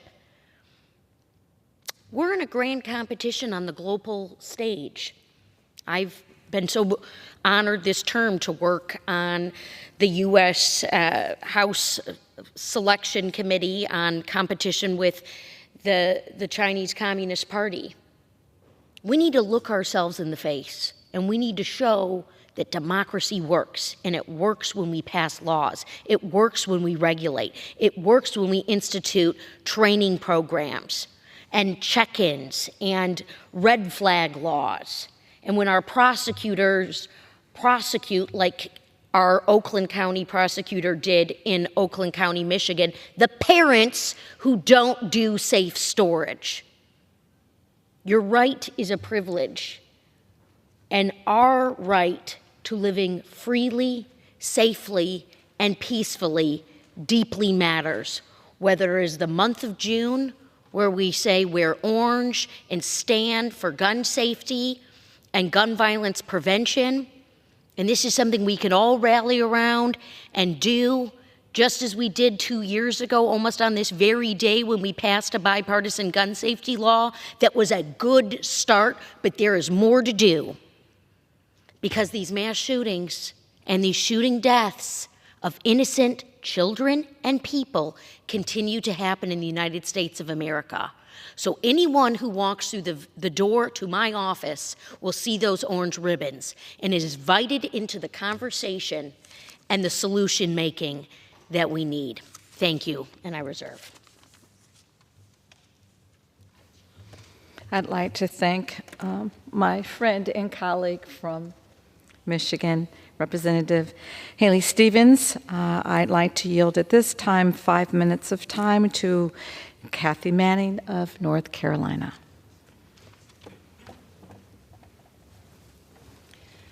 I want to thank my good friend, Representative Lucy McBath, for her courage and her persistence in taking a mother's unbearable pain following the loss of her son Jordan and turning that pain into a relentless effort to do everything possible to pass bills that will chip away at this terrible problem. Thankfully, 2 years ago, under President Biden's leadership, we helped pass the Bipartisan Safer Communities Act. It was historic legislation to address gun violence and keep weapons out of dangerous hands. It was a strong step forward, but we can and we must do much, much more. Right now, guns are the leading cause of death for children and teens in the United States. Our Surgeon General just declared the gun violence in this country a public health crisis. And we all know he's right, because every day more than 100 Americans lose their lives to gun violence. As an active member of the Gun Violence Prevention Task Force, I have talked with my colleagues on the other side of the aisle. I have presented them with a list of 10 things we could consider doing together and asked them which of these things would they be willing to work with us on. One of my colleagues from North Carolina said to me, "We don't have a gun problem. We have a mental health problem." Well, there are mental health problems in countries all over the world, but they do not have the same level of gun violence that we have because guns are not as widely available. In my own community, when I meet with local police officers, community leaders, parents, mental health professionals, and educators, they all tell me the same thing. We have got to do more to stop this devastating scourge of gun violence. This is killing our children, our parents. It's robbing people of their loved ones and leaving families of victims devastated, with a grief and a gaping loss that can never be repaired. In my district, North Carolina's 6th congressional district, we lost one of our best, most dedicated law enforcement officers to gun violence in the past year, Sergeant Dale Nix, a real hero who devoted his life to helping victims of domestic violence. Our whole community continues to mourn his loss. As an active member of the Gun Violence Prevention Task Force, I urge my colleagues to work with us on things that the vast majority of Americans agree on: universal background checks, safe storage laws, community violence intervention programs. We are ready to work with you. Please work with us to do the right thing for our children and our future. Thank you. I'd like to thank the gentlewoman from North Carolina. I'd like to yield 4 minutes to one of our newest members of the Democratic Caucus, Mr. Tim Kennedy of New York. Thank you to Representatives Mike Thompson and Lucy McBath and Assistant Leader Joe Neguse, along with the rest of the Gun Violence Prevention Task Force, for organizing this important special order. I especially want to thank Representative McBath not only for her leadership, but for sharing her extremely personal and heartbreaking story. It is inspiring to see Representative McBath turn her grief into action to help save lives in this country, and I'm honored to stand by her side. Mr. Speaker, gun violence is an epidemic in our country, one that requires a national response. In May 2022, a racist domestic terrorist opened fire in the Tops supermarket on Jefferson Avenue in Buffalo, in the heart of our community, stealing the lives of 10 innocent souls and severely wounding 3 others. And just last Friday, a beautiful 3-year-old boy, Ramon L. Carter, was riding his tricycle when he was struck and killed by a bullet. His older sister, Jemiah Griffin, age 7, was also grazed and hospitalized. Our community has rallied around Ramon and Jemiah's family, but we know that no amount of support can undo the pain and unspeakable anguish that they feel. That same day in Fordyce, Alabama, a gunman opened fire with a shotgun at another grocery store, claiming the lives of 4 people and wounding 9, including 2 law enforcement officers. Grocery store patrons and employees being slaughtered, children, toddlers being murdered, police being shot. It cannot continue. This week, the U.S. Surgeon General declared gun violence a public health crisis in America. It is the leading cause of death among children and adolescents. The common thread here is clear: guns and the ease in which they can be attained. We can stop this. We can choose another path. In New York, following the Sandy Hook and Tops supermarket shootings, we acted. We put in place strong red flag laws and banned high-capacity magazines and assault rifles. We made it possible to sue gun manufacturers for the damage caused by the weapons they produce that flood our streets. We created new grant programs for law enforcement to implement problem-oriented policing, using tactics like hotspot policing, street outreach, and crime prevention through environmental design, all adding up to a more targeted and effective approach to preventing gun violence. And to address mental health's role in gun violence, we made a record $1 billion investment in mental health services. These actions work. As of this month, police departments participating in the state's gun-involved violence elimination initiative saw a 28% decrease in shooting incidents resulting in injuries in the first 5 months of the year. But those laws won't save lives across our country. They won't stop guns from coming into New York. We need Congress to act. At a time when we have the Supreme Court nitpicking whether a gun with a bump stock is a machine gun, like the one used in Las Vegas to shoot 90 rounds in 10 seconds, we need Congress to act. And when you can't send your kid to school, your loved one to the grocery store, or simply sit outside without fear of gun violence, we need Congress to act. That means universal background checks, reinstating the assault weapons ban, banning bump stocks, military-grade body armor, and high-capacity magazines, repealing the Protection of Lawful Commerce in Arms Act, which gives near-blanket civil suit immunity to gun manufacturers, and yes, robustly funding mental health resources. Nobody is coming after the Second Amendment. We're simply trying to save our kids' lives.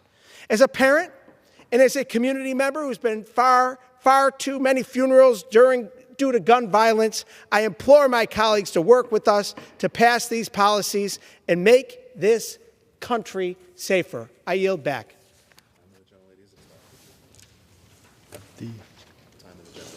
The time of the gentlelady has expired.